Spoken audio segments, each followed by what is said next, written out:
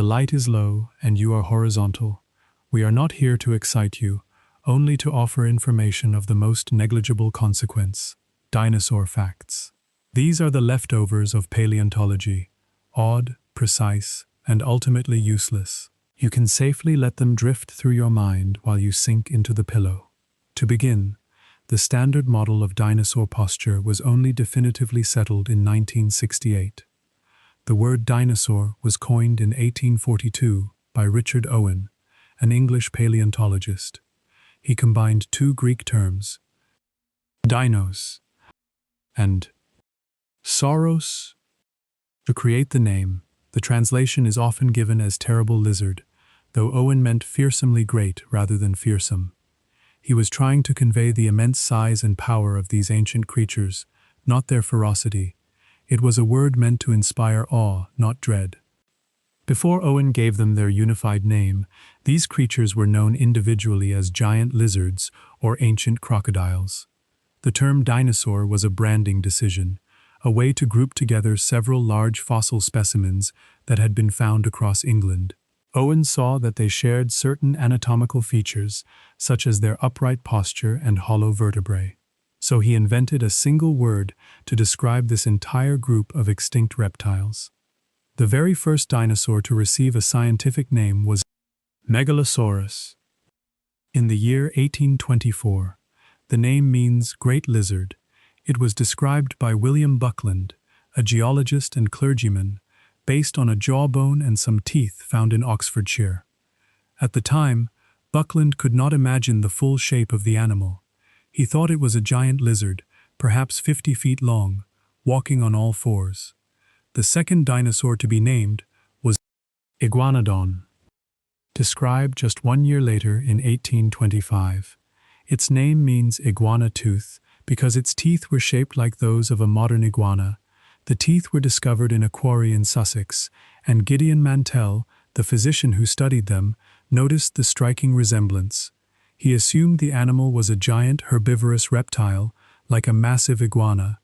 One species of Iguanodon received the name Iguanodon anglicus because it was found in England. This specific name simply means English, referring to the location of the discovery.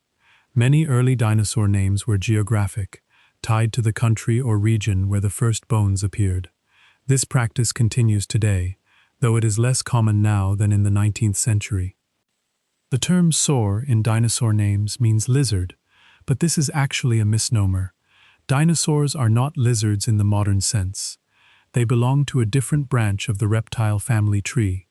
They share more characteristics with birds than with lizards, including a hip structure that in some groups resembles that of birds. So the term terrible lizard is scientifically inaccurate, but it stuck anyway because of its memorable quality. In the late 19th century, a paleontologist named Othniel Charles Marsh described a new dinosaur based on a partial skeleton. He named it Apatosaurus, which means deceptive lizard, because some of its bones resembled those of other known species. Marsh believed he had found a new type of reptile, and he was correct about the species, though he did not realize it was the same animal he would later name Brontosaurus.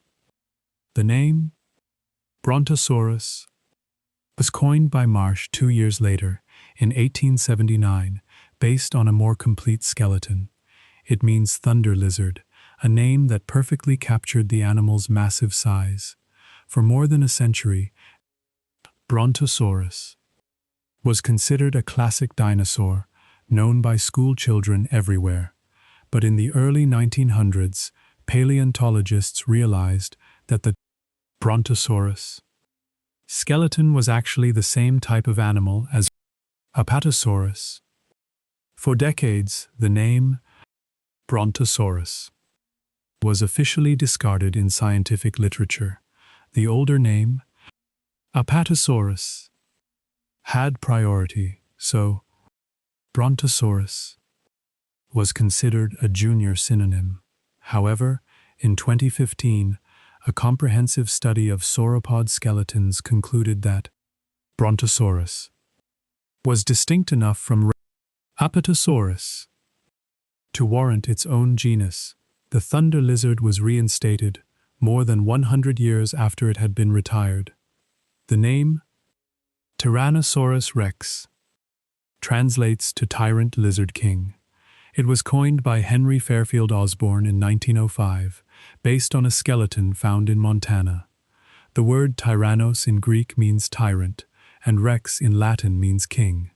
It is one of the few dinosaur names where the species name, rex, is a reference to royalty. The full name suggests a ruling tyrant, which fits the animal's reputation as an apex predator. Triceratops means three-horned face, a reference to the two large horns above the eyes and the smaller horn on the nose. The name was given by Othniel Marsh in 1889, based on a skull found in Wyoming. The three horns are the most defining feature of this dinosaur, which also had a large bony frill extending from the back of its skull. Stegosaurus means roof lizard, a name given by Marsh in 1877. He named it before paleontologists fully understood the arrangement of its plates. The large bony plates along its back were thought to lie flat like roofing tiles, rather than standing upright. Later studies showed that the plates were vertical, but the name roof lizard remained. It is a permanent record of a mistaken interpretation that was never corrected. Pachycephalosaurus means thick-headed lizard, a name that describes its dome-shaped skull. The word pachy means thick, cephalo means head, and saurus means lizard.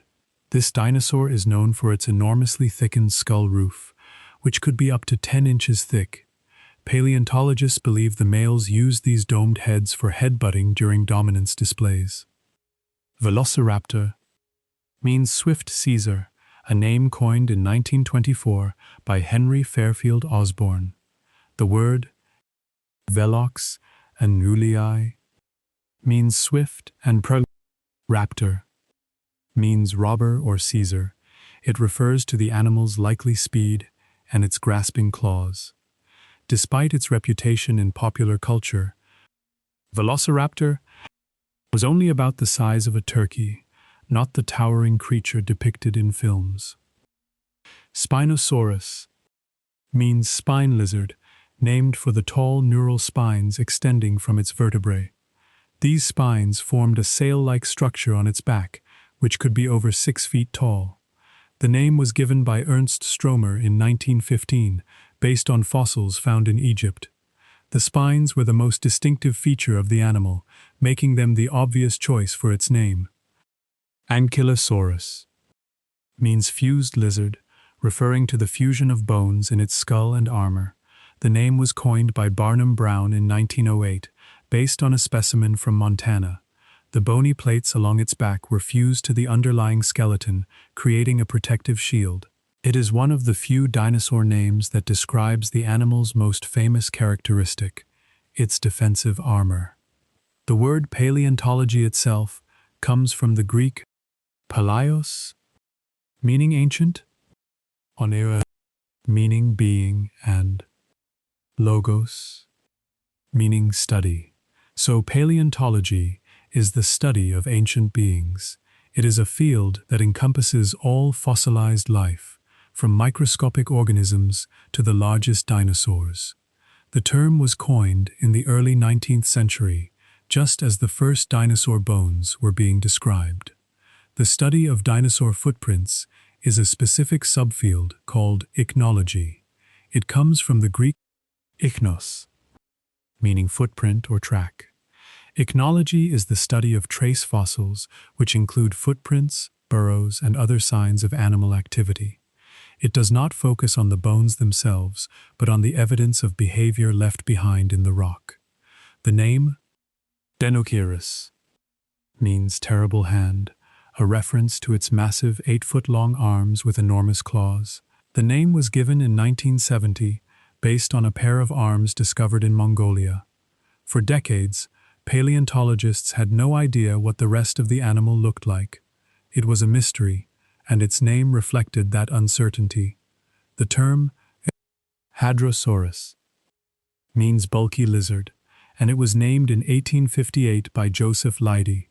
It was the first dinosaur to be described from North America, based on a partial skeleton found in New Jersey. The name is not particularly descriptive of the animal's appearance, but it was the first time a dinosaur was named in the United States. It marked the beginning of American paleontology. The name Parasaurolophus means near-crested lizard, because its crest was similar to, but distinct from, that of Saurolophus. The noms pon Saurolophus had a solid crest projecting backward, while Parasaurolophus had a hollow crest extending backward and upward. Both names describe these cranial ornaments, which were likely used for display and communication. The crests are some of the most recognizable features in dinosaur anatomy. The name Iguanodon was initially a point of confusion because the teeth resembled an iguana's, but the animal was enormous. The iguana itself was named by earlier naturalists, drawing from the Taino word iguana. So the dinosaur's name traces back through Latin to an indigenous Caribbean word. It is a multi-layered naming history that connects the ancient past to recent history. Megalosaurus was originally thought to be a giant lizard, but later studies proved it walked on two legs. Its name, Great Lizard, remained unchanged despite this correction. This is a common pattern in dinosaur naming, where the original name persists even after the understanding of the animal changes. The name becomes a historical artifact, a snapshot of early scientific thought. Brontosaurus was the first dinosaur to be mounted in a museum in a standing pose. Its name was famous before it was scientifically invalidated, and then famous again after its reinstatement. The thunder lizard has had a more turbulent naming history than almost any other dinosaur. It is a case study in how science corrects itself, even when the public is attached to a particular name. Compsognathus means delicate jaw, named for its slender lower jawbone. It was one of the smallest known dinosaurs, about the size of a chicken. Its name reflects its fragile appearance, which is unusual among the heavily built dinosaurs. It was an early discovery, found in Germany in the 1850s, and it helped establish that dinosaurs could be small as well as enormous. The word Therizinosaurus means scythe lizard, named for its enormous curved claws. The name was given in 1954 based on fragmentary remains found in Mongolia. The claws were so unusual that paleontologists initially thought the animal was a giant turtle. Only later did they realize it was a dinosaur with some of the longest claws of any land animal. Oviraptor means egg seizer, based on the assumption that it was stealing eggs from other dinosaurs. The name was given in 1924, but later discoveries revealed the eggs were actually its own. So the egg seizer was not a thief, but a caring parent. The name remains, though its meaning has been completely overturned. Protoceratops means first horned face, because it was an early relative of Triceratops. It did not have horns like its famous cousin, but it did have a small frill. The name was given in 1923, and it is considered a transitional form between earlier dinosaurs and the horned ceratopsians. It is an example of how names can reflect evolutionary relationships. The term Saurischia means lizard-hipped, referring to the hip structure of one group of dinosaurs. The term Ornithischia means bird-hipped, referring to the hip structure of the other group. Ironically, birds evolved from the lizard-hipped dinosaurs, not the bird-hipped ones. So the naming of the two groups is a historical accident, a misapplication of terminology that is still used today. Archaeopteryx means ancient wing, and it is the earliest known bird. Its name was given in 1861, just 2 years after Darwin published his theory of evolution. The name describes its most important feature, its feathered wings. It was the first evidence that birds evolved from dinosaurs, though this connection was not fully accepted for decades. Herrerasaurus is named after the Argentine farmer who found it, Victorino Herrera. It is one of the oldest dinosaurs, dating back to the Triassic period. The name honors the discoverer, a practice that was common in the early days of paleontology. It is a reminder that many important fossils have been found by amateur enthusiasts, not professional scientists. The first dinosaur egg to be scientifically described was found in France in 1859. It was originally thought to belong to a giant bird, but later studies identified it as a dinosaur egg. The term oolite was used to describe these round, stony objects before their true nature was known.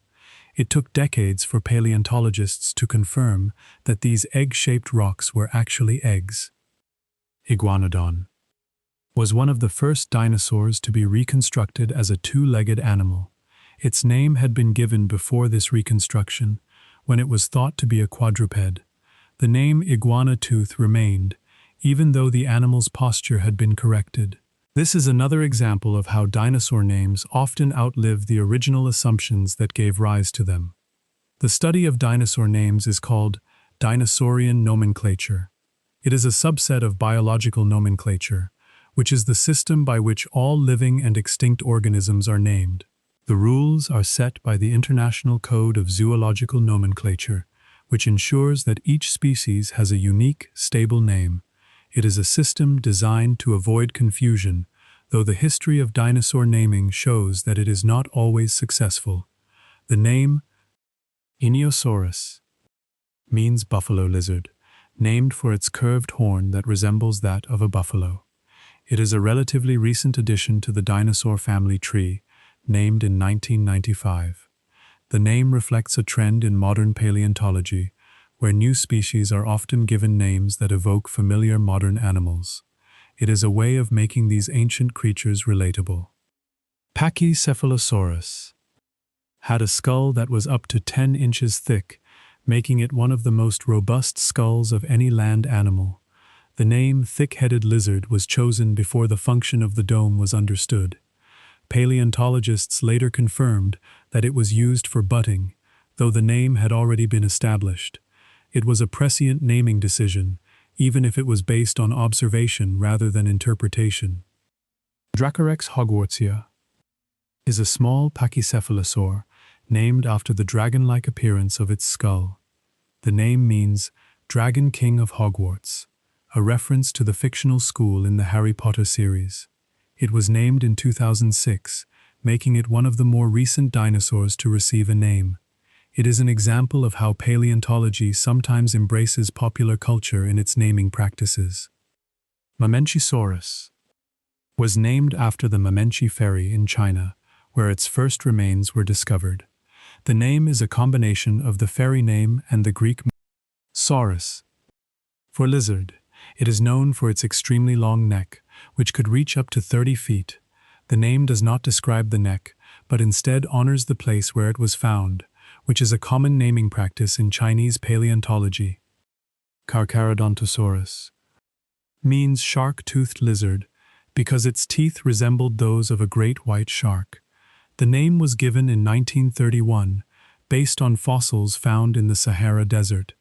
Its teeth were serrated and flattened, ideal for slicing through flesh. It is a name that describes the most intimidating feature of an apex predator. Gallimimus means chicken mimic because its skeleton resembled that of a modern chicken. It was named in 1972, and it is one of the most bird-like of all non-avian dinosaurs. The name reflects the growing recognition of the link between dinosaurs and birds. It is a name that would have been impossible before the evolutionary relationship was understood. Therizinosaurus was named after its huge claws, which were first thought to belong to a giant turtle. The name was given in 1954, long before the rest of the animal was known. The claws were over 3 feet long, making them the longest claws of any land animal.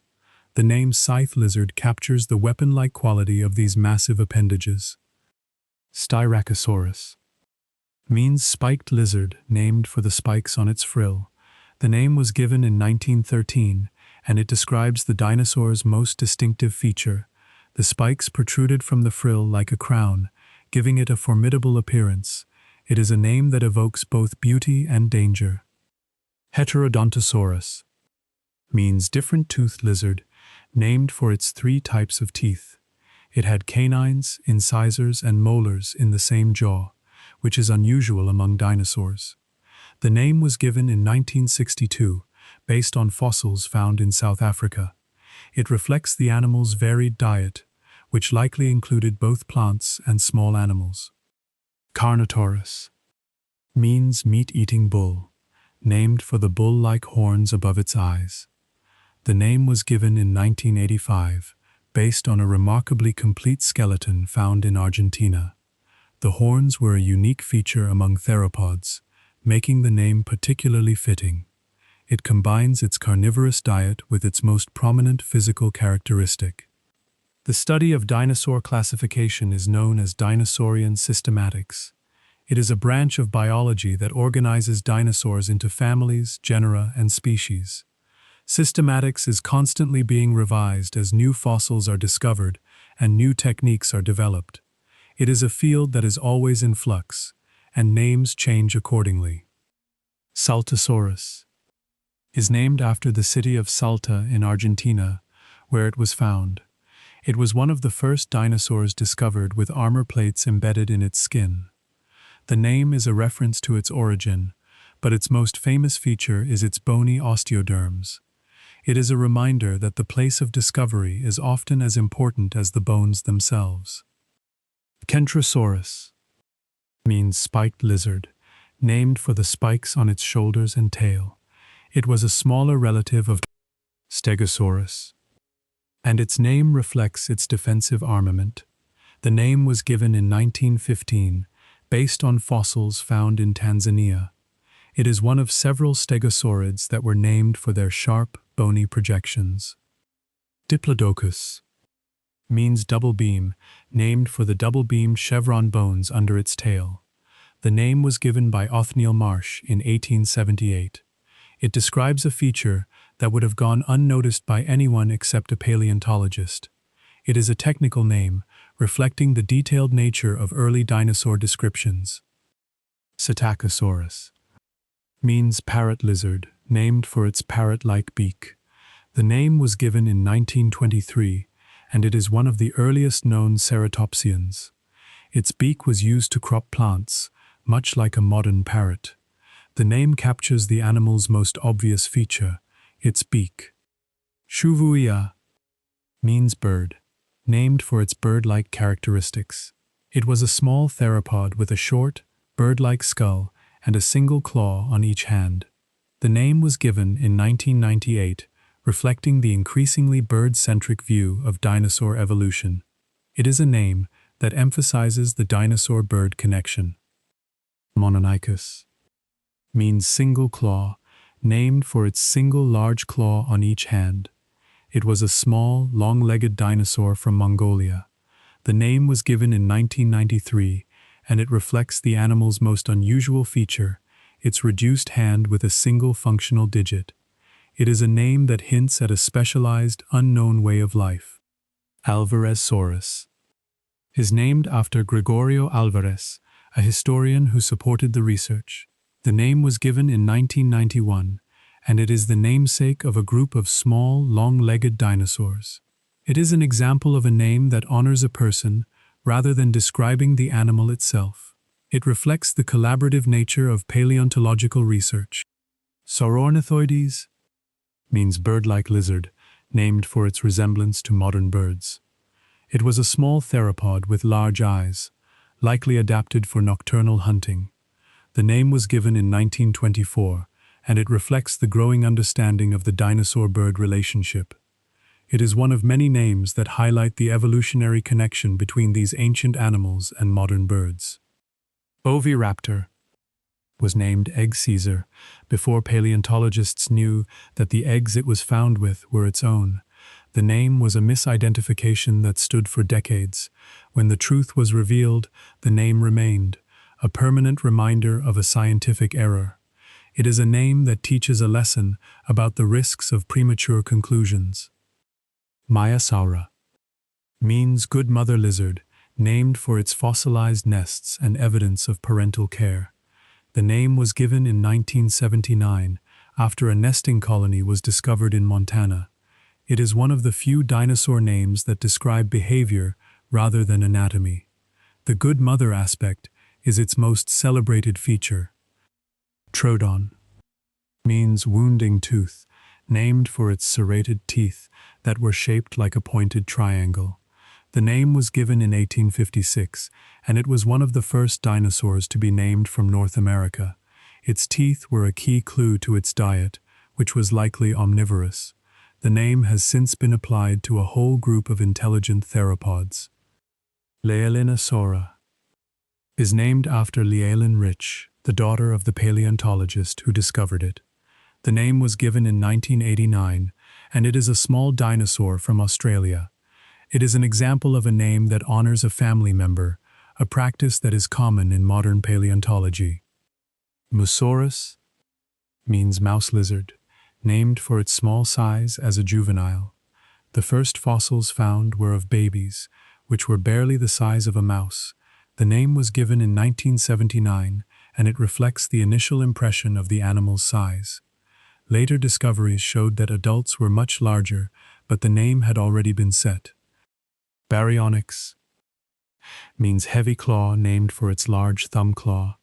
The name was given in 1986, based on a nearly complete skeleton found in England. The claw was over a foot long and likely used to catch fish. It is a name that describes a weapon used in an unusual feeding strategy. Carnotaurus was discovered in Argentina and named for its bull-like horns. The name was given in 1985 by a team of Argentine paleontologists. It is one of the few dinosaurs named for its resemblance to a modern farm animal. The horns were likely used for display, not combat, but the name suggests a more aggressive purpose. Neovenator means new hunter, named because it was a new type of allosauroid discovered in England. The name was given in 1996, and it reflects the ongoing discovery of new species. It is a modest name, but it highlights the fact that paleontology is still uncovering new forms. It is a word that promises future revelations. Yangchuanosaurus is named after the Yangchuan district in China, where it was found. It was a large theropod related to a Allosaurus. The name was given in 1978, and it is one of many dinosaurs named for the location of their discovery. It is a straightforward name that emphasizes geography over anatomy. Mapusaurus means earth lizard, named for the Mapuche people of Argentina, who are associated with the land. The name was given in 2006, and it is one of the largest carnivorous dinosaurs. It is named after the indigenous people of the region where it was found. It is a name that honors the local culture. Herrerasaurus was one of the first dinosaurs discovered in South America, and it is one of the earliest known dinosaurs. Its name honors its discoverer, Victorino Herrera.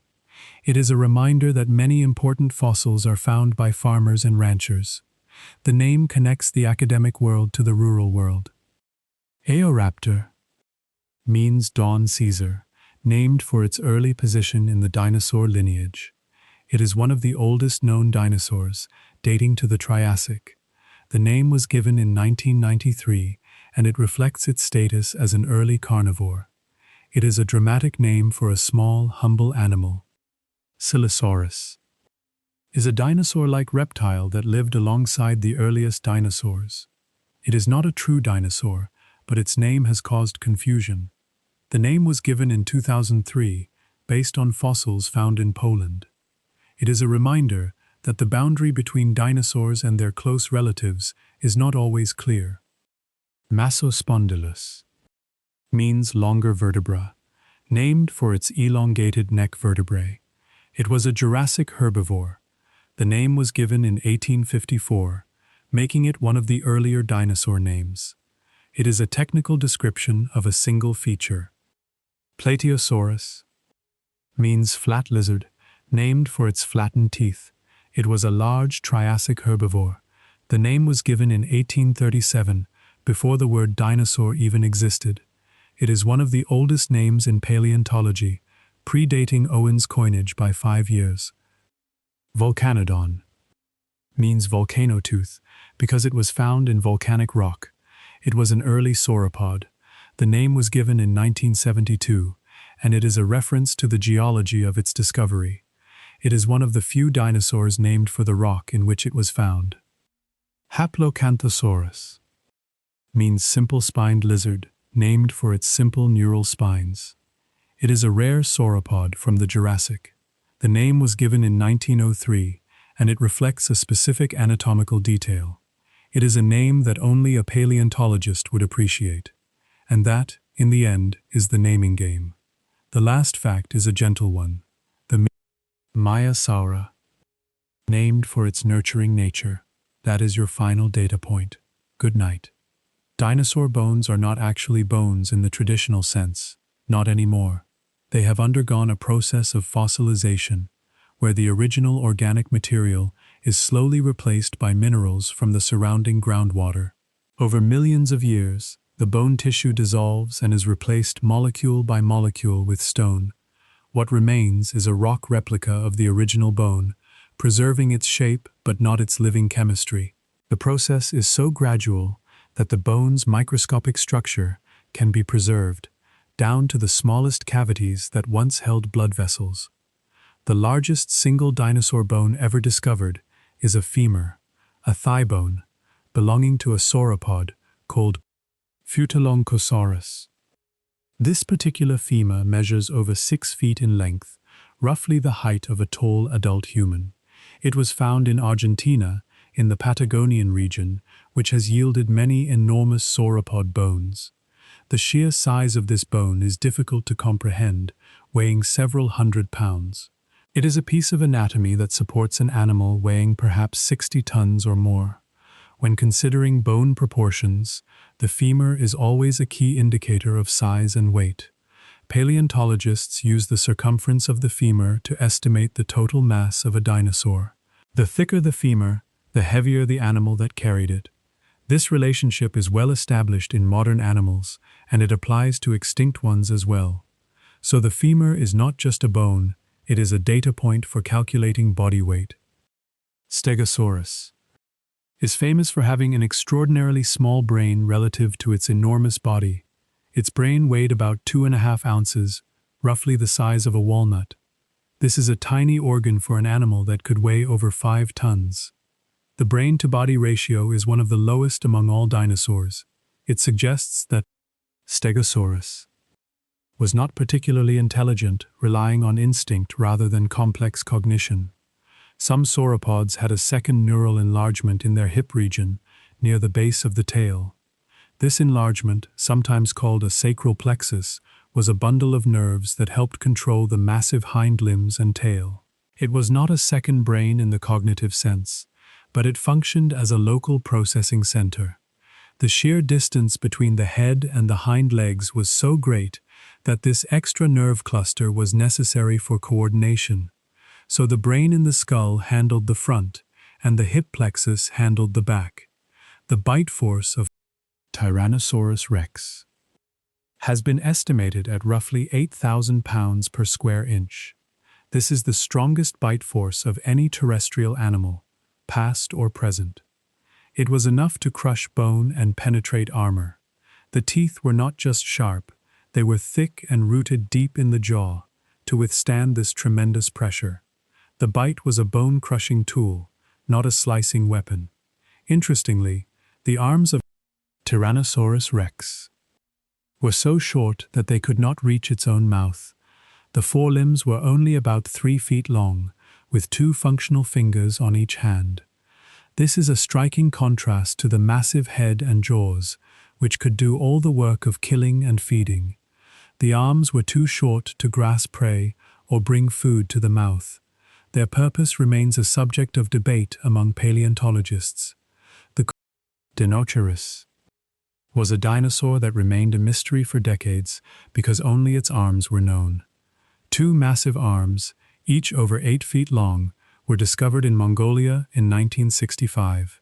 They had enormous claws, and for 50 years paleontologists could not identify the animal they belonged to. It was named the Terrible Hand, but the rest of the animal was a complete unknown. It was only in 2014 that a complete skeleton was found, revealing a bizarre creature with a sail on its back. Parasaurolophus had a hollow crest that extended backward from its skull, and this crest functioned as a resonance chamber. The internal tubes of the crest allowed the animal to produce low-frequency sounds. These sounds could travel over long distances, allowing communication between individuals. The crest was not just a display structure, though it may have also served that purpose. It was a biological instrument, a built-in communication device. The hadrosaur duckbill, including species like Edmontosaurus, contained thousands of interlocking teeth. These teeth were arranged in dental batteries, with rows of teeth stacked on top of each other. As the top teeth wore down, they were replaced by teeth from below. This created a continuous grinding surface, like a conveyor belt of teeth. It was an adaptation for processing tough plant material, allowing these herbivores to chew thoroughly. Many theropods, including the largest carnivores, had hollow bones much like modern birds.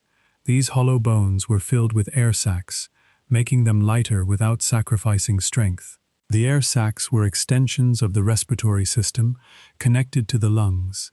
This design reduced the weight of the skeleton, which is essential for an active, fast-moving animal.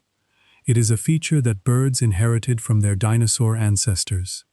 The term bone bed refers to a concentration of fossilized bones in a single layer of rock. Bone beds are often the result of mass death events, such as droughts or floods, where many animals died in the same location. They are a rich source of paleontological information, providing a snapshot of a community. The density of bones in a bone bed can be extremely high, with hundreds of individual animals represented. The largest, Spinosaurus. Specimens suggest that this dinosaur could reach lengths of over 50 feet. It was a massive predator, likely spending much of its time in water. Its anatomy is adapted for a semi-aquatic lifestyle, with a long snout and conical teeth for catching fish. It is one of the few dinosaurs known to have lived primarily in aquatic environments. Triceratops had a solid frill made of bone extending from the back of its skull. The frill was covered in skin, and it was likely used for display, temperature regulation, or defense.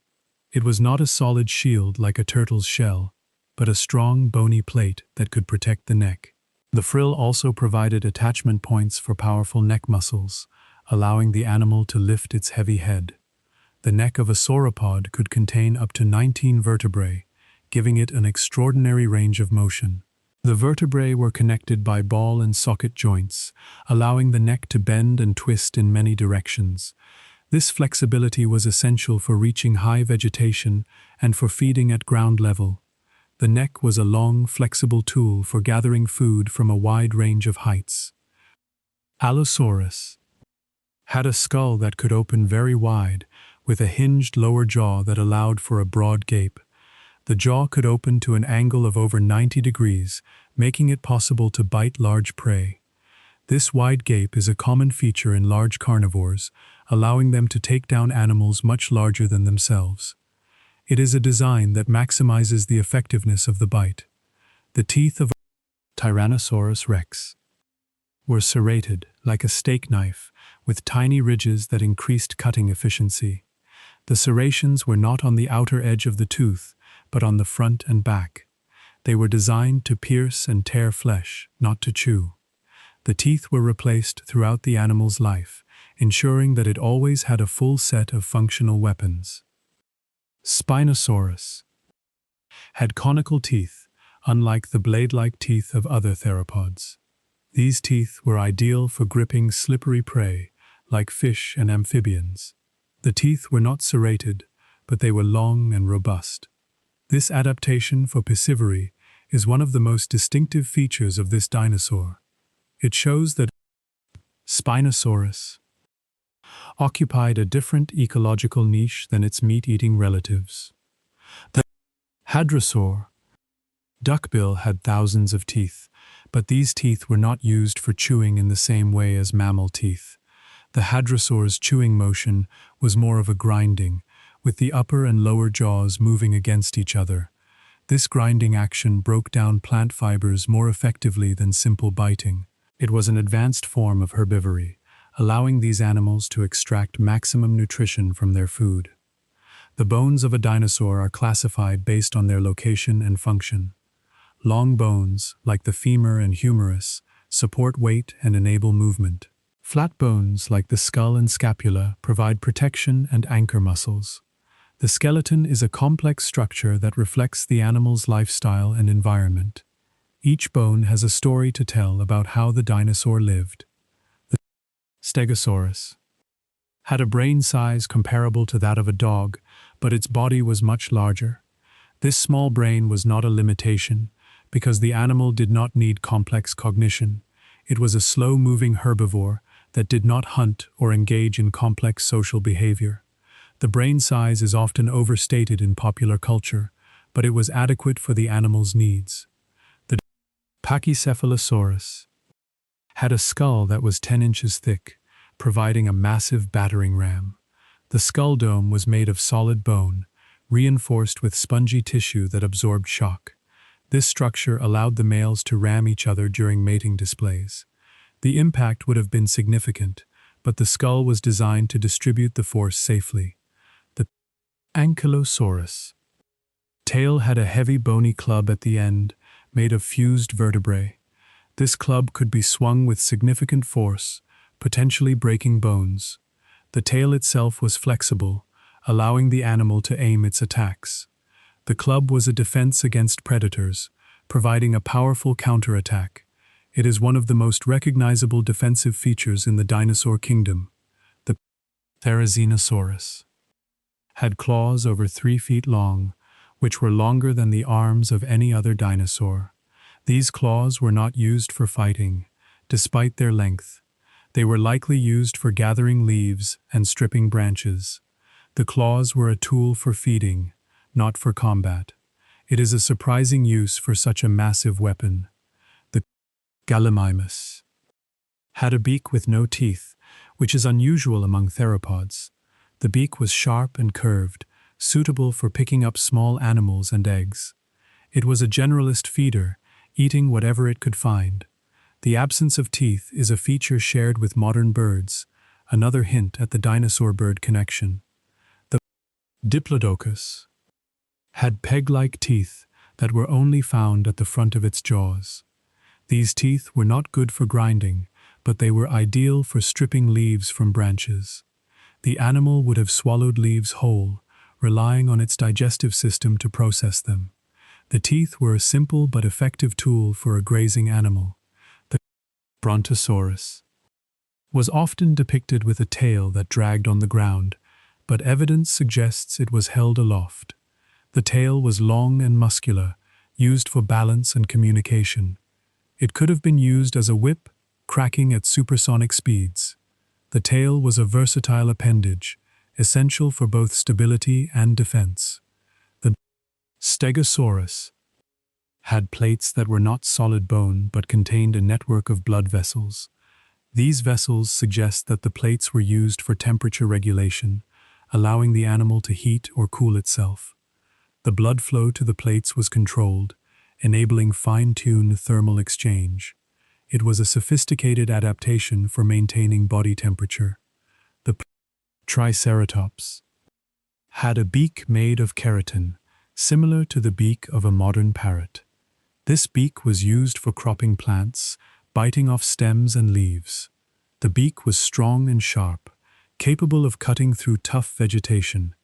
It was the primary tool for feeding, complemented by the teeth at the back of the jaw. The Parasaurolophus crest contained tubes that extended up to 6 feet in length. These tubes were connected to the respiratory system, allowing the animal to produce complex sounds. The crest was a resonating chamber, amplifying the animal's calls. It is one of the most sophisticated communication structures in the animal kingdom. The Maiasaura had a specialized beak for feeding on low-growing plants, adapted for a grazing lifestyle. The beak was covered in keratin, like the beak of a modern duck. It was used to shear plants close to the ground. This feeding strategy allowed Maiasaura to live in large herds, efficiently exploiting the available vegetation. The peaceful AI, the Allosaurus, had a skull that was relatively lightweight, with holes in the bone to reduce weight. These holes were not just for weight savings, but also for housing the jaw muscles. The muscles were powerful, providing a strong bite despite the lightweight construction. It is a balance between power and agility that is common in active predators. The Brachiosaurus had a heart that needed to pump blood up a neck 40 feet high. This required a massive heart, weighing perhaps several hundred pounds. The heart would have been a powerful pump, working constantly to keep the animal alive. It is a testament to the anatomical adaptations required for such an enormous animal. The Carnotaurus had a skull that was short and deep, with forward-facing eyes that provided binocular vision. This arrangement is typical of predators, allowing for depth perception. The eyes were relatively small, but they were positioned for good vision. It suggests that Carnotaurus was an active hunter, relying on sight to locate prey. The Spinosaurus had a snout that was long and narrow, like a crocodile's, with a notch at the tip.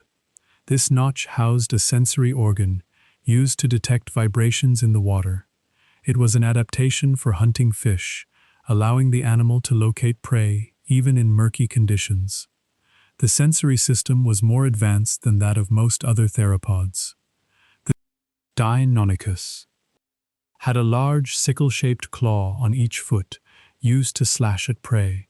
The claw was held off the ground when running, so it would not become blunt. This is a feature that distinguishes it from other predators. The claw was a weapon that required careful handling. The Troodon had a brain that was larger relative to its body size than any other dinosaur. This large brain suggests a high level of intelligence, comparable to modern birds. Troodon may have been capable of complex behaviors, such as problem-solving and social interaction. It is one of the few dinosaurs that is thought to have been truly intelligent. Compsognathus had slender legs that were adapted for fast running, making it an agile predator. Its skeleton is one of the most complete of any small dinosaur. The bones are delicate and fine, requiring careful handling. It is a model for understanding the anatomy of small theropods. The age of dinosaurs is properly called the Mesozoic era, a span of geological time that stretched from roughly 252 million years ago to 66 million years ago. This era is divided into 3 distinct periods, each with its own character and cast of creatures. The Mesozoic began after the largest mass extinction in Earth's history and ended with the extinction that wiped out the non-avian dinosaurs. It is a block of time that encompasses almost 186 million years. The 3 periods that make up the Mesozoic are the Triassic, the Jurassic, and the Cretaceous. The Triassic is the oldest, the Jurassic is the middle, and the Cretaceous is the youngest. Each period has its own unique geological and biological features. The boundaries between these periods are marked by changes in the fossil record and by shifts in the rock layers. These divisions are useful for organizing the long stretch of dinosaur history. The Triassic period was the warmest and driest of the 3 eras, with much of the land covered by deserts. There were no polar ice caps, and the climate was generally arid and hot. This environment favored reptiles that could tolerate dry conditions. The earliest dinosaurs appeared during this time, but they were small and relatively rare compared to other reptiles. The Triassic was a world of heat and dust, where the first dinosaurs began their long journey.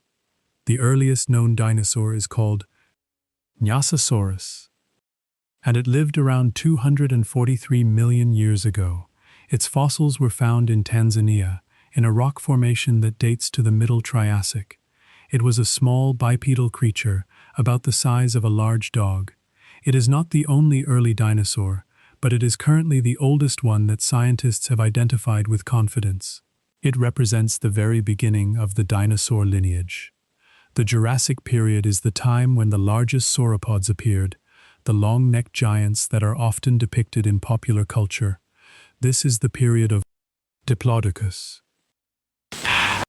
Brachiosaurus, and Apatosaurus. Animals that reached truly enormous sizes. The climate was warmer and wetter than the Triassic, supporting lush vegetation that could feed these colossal herbivores. The Jurassic is often thought of as the golden age of the giant dinosaurs. The Cretaceous period saw the rise of the most diverse dinosaur species, with a wide range of forms appearing in the fossil record. This is the time of Triceratops, the Tyrannosaurus rex, and Velociraptor. Along with many other species, the flowering plants, called angiosperms, also appeared during the Cretaceous, transforming the landscape. It was a period of rapid evolution and diversification, leading to some of the most famous dinosaurs. The Cretaceous was the final chapter of the dinosaur story. The climate during the Cretaceous was so warm that there were no ice caps at either pole.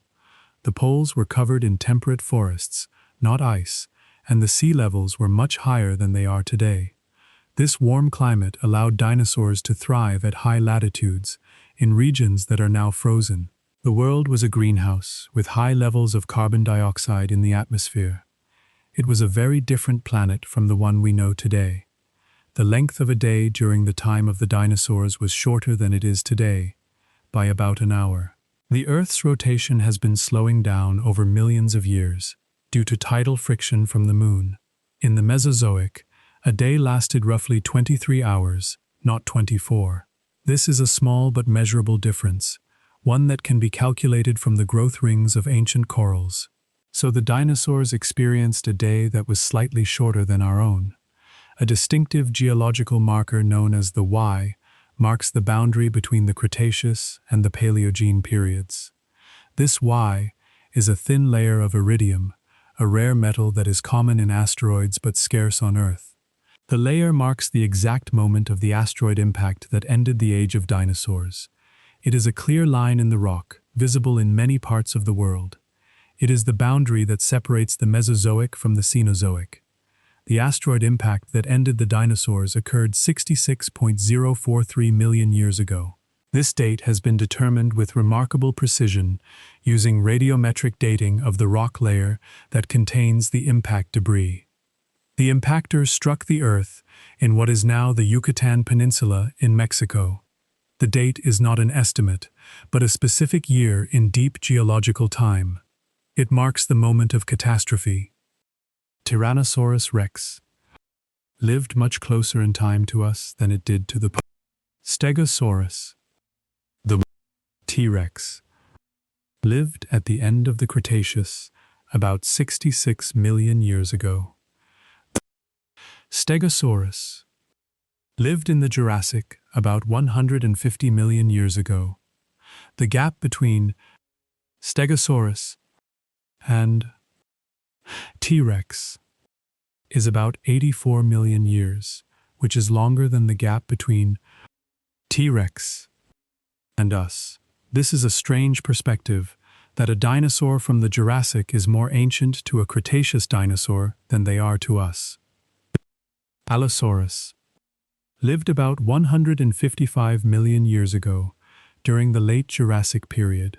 This is a full 40 million years before Tyrannosaurus rex appeared in the Cretaceous. The two predators never met, separated by vast stretches of time.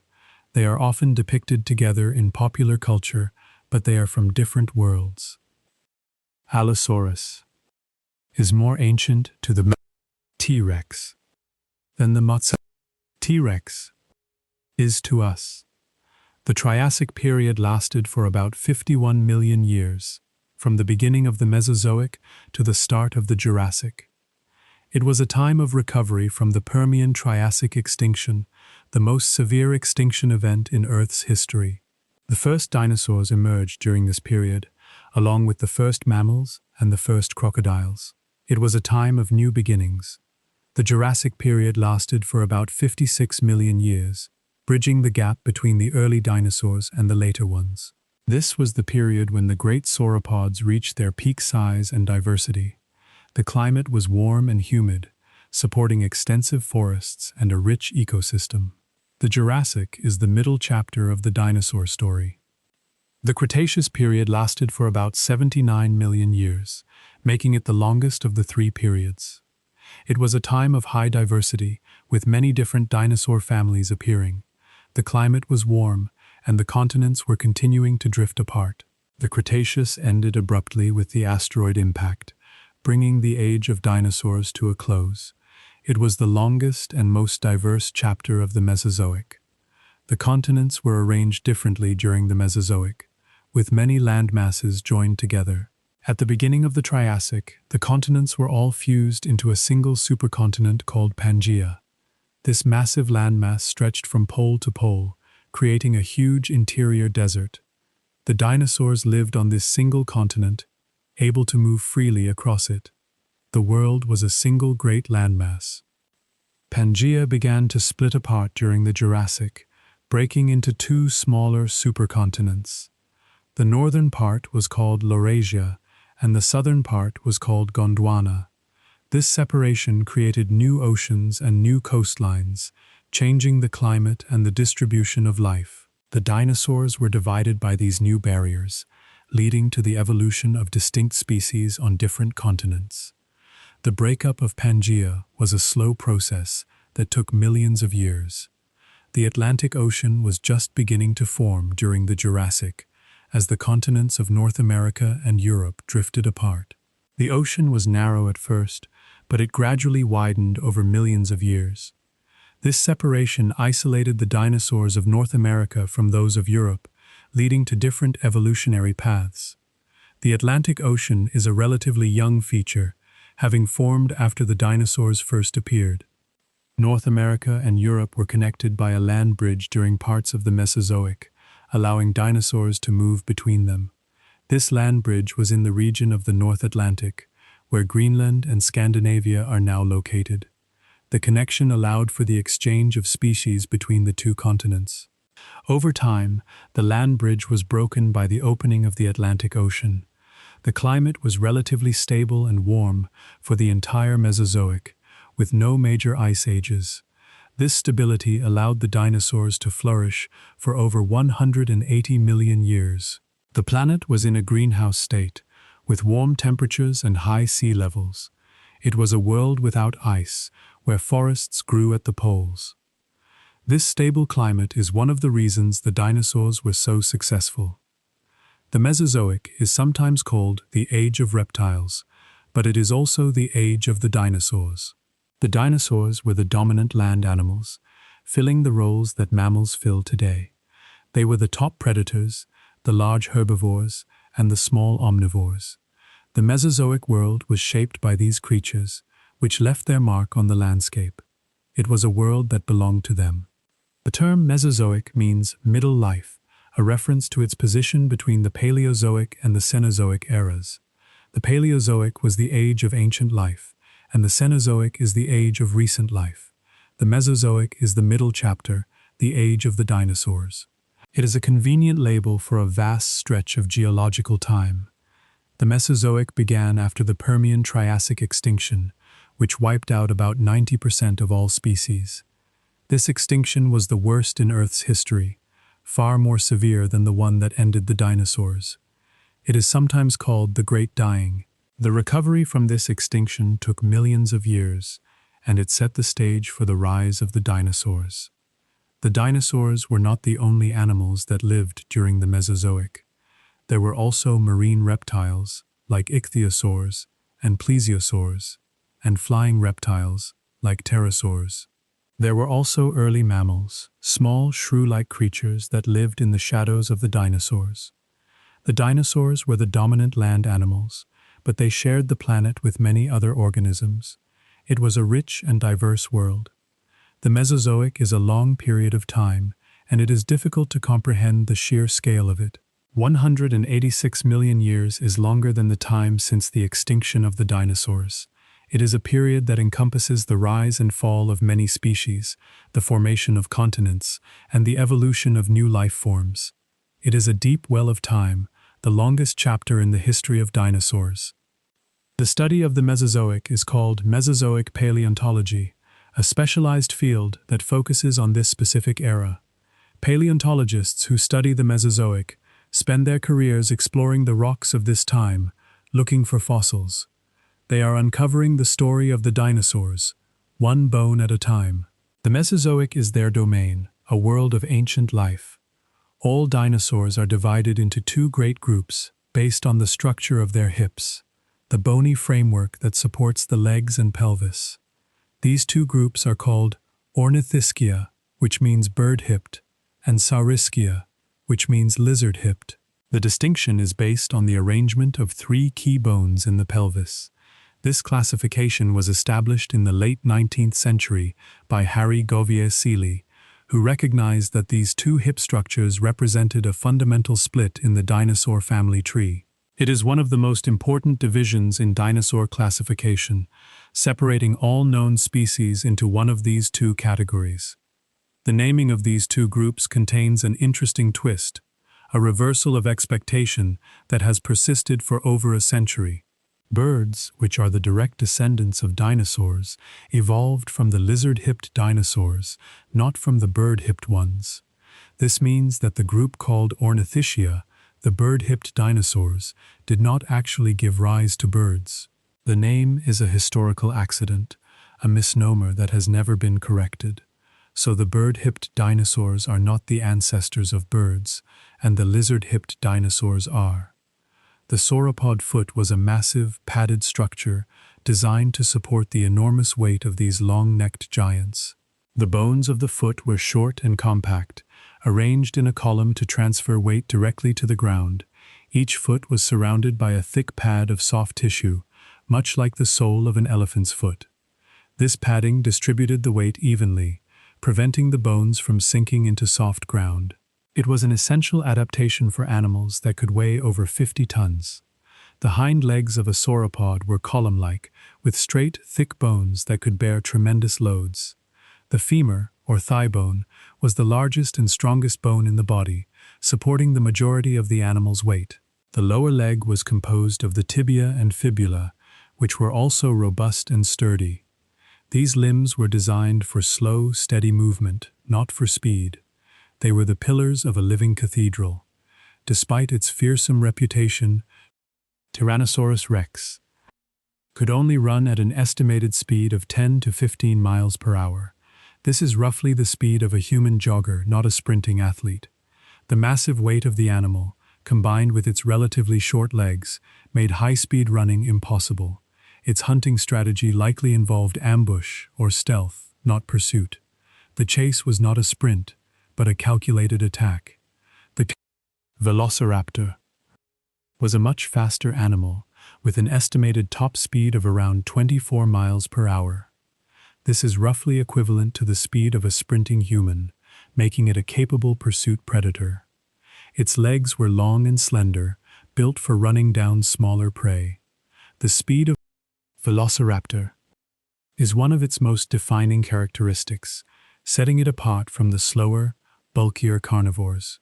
It was a swift hunter, agile and quick. Iguanodon had a large thumb spike that was initially mistaken for a nose horn. The spike was a conical, sharp bone, about 5 inches long, protruding from the front of the hand. Early paleontologists, including Gideon Mantell, assumed it was a horn that had been displaced from the skull. It was only later, when more complete skeletons were found, that the spike was correctly identified as part of the hand. The thumb spike is one of the most famous features of this dinosaur. Stegosaurus had large bony plates along its back, and these plates were likely used for thermoregulation.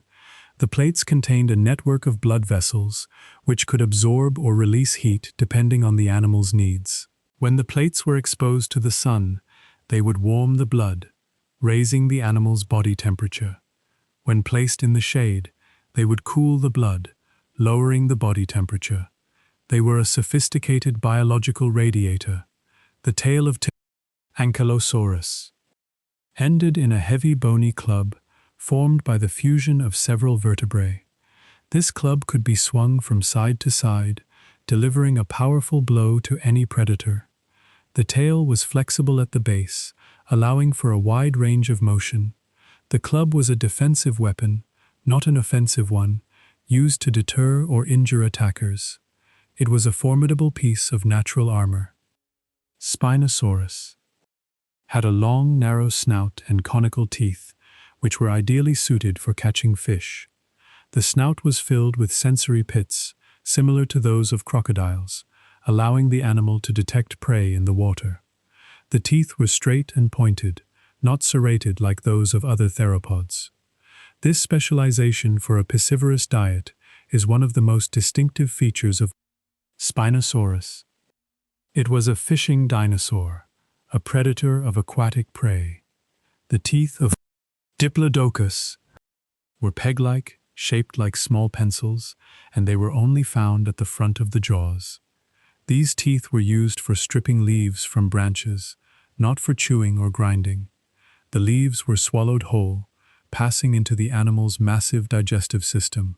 This feeding strategy is known as browsing, and it allowed Diplodocus to consume large quantities of vegetation quickly. The teeth were simple tools for a simple task.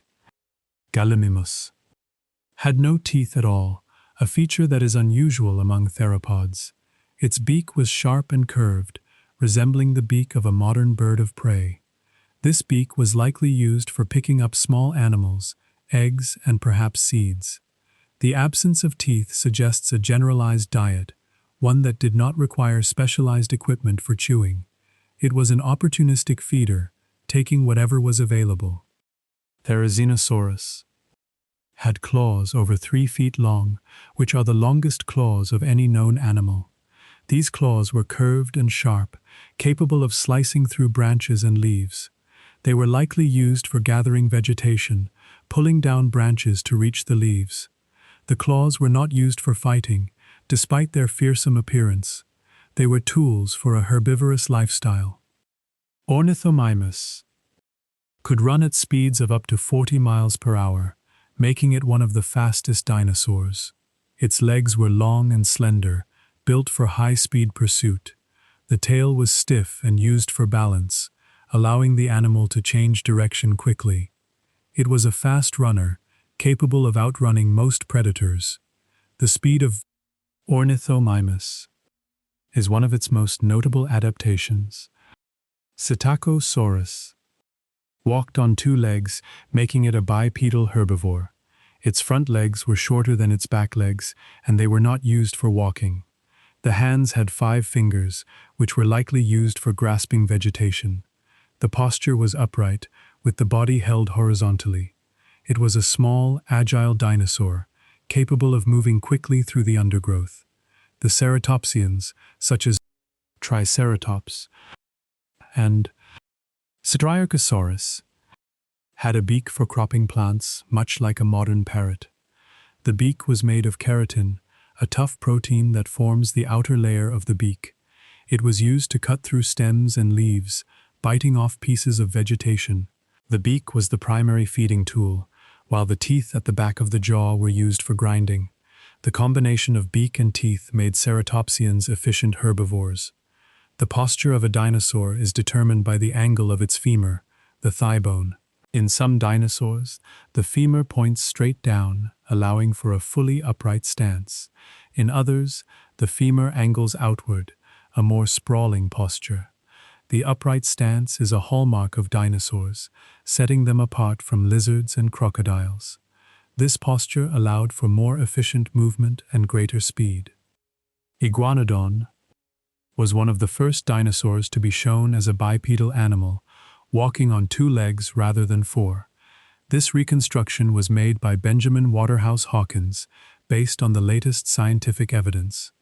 The thumb spike was also correctly placed on the hand, rather than on the nose. The reconstruction was a landmark in dinosaur science, establishing the correct posture for this species. Triceratops walked on all fours, with a sprawling posture similar to that of a rhinoceros. Its legs were short and stocky, supporting its massive head and body. The front legs were slightly bent, bearing the weight of the heavy skull. The posture was slow and deliberate, not fast or agile. It was a defensive animal, built for stability and strength. Ankylosaurus had a low, sprawling posture with its body close to the ground.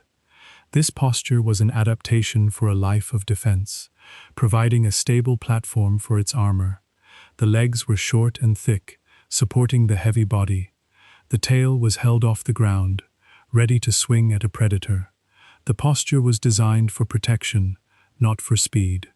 The Spinosaurus had a quadrupedal stance, walking on all fours when on land. Its legs were relatively short and its center of gravity was low. This posture is unusual for a large theropod, which typically walks on two legs. The quadrupedal stance suggests that Spinosaurus spent much of its time in water. It was a semi-aquatic dinosaur, equally at home in the water and on land. The feet of a theropod had 3 primary toes, each ending in a sharp claw. The 4th toe was smaller and did not touch the ground. This arrangement is typical of bipedal dinosaurs, providing a stable base for walking. The claws were used for gripping prey and for climbing. The feet were the primary tools for locomotion and for hunting. The Compsognathus had slender legs that were adapted for fast running, making it an agile predator. Its skeleton is one of the most complete of any small dinosaur. The bones are delicate and fine, requiring careful handling. It is a model for understanding the anatomy of small theropods. The legs were built for speed, not for power.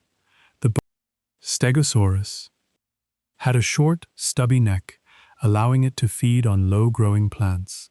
Its head was held close to the ground, and its mouth was positioned for grazing. The neck was not long enough to reach high branches, so it was restricted to a low diet. The Stegosaurus was a ground-level feeder, eating ferns and other low vegetation. Its feeding style was adapted to its environment. The Brachiosaurus had front legs that were longer than its back legs, creating a sloping posture. This posture allowed the animal to reach high vegetation, like the leaves of tall trees. The head was held high, and the neck extended upward.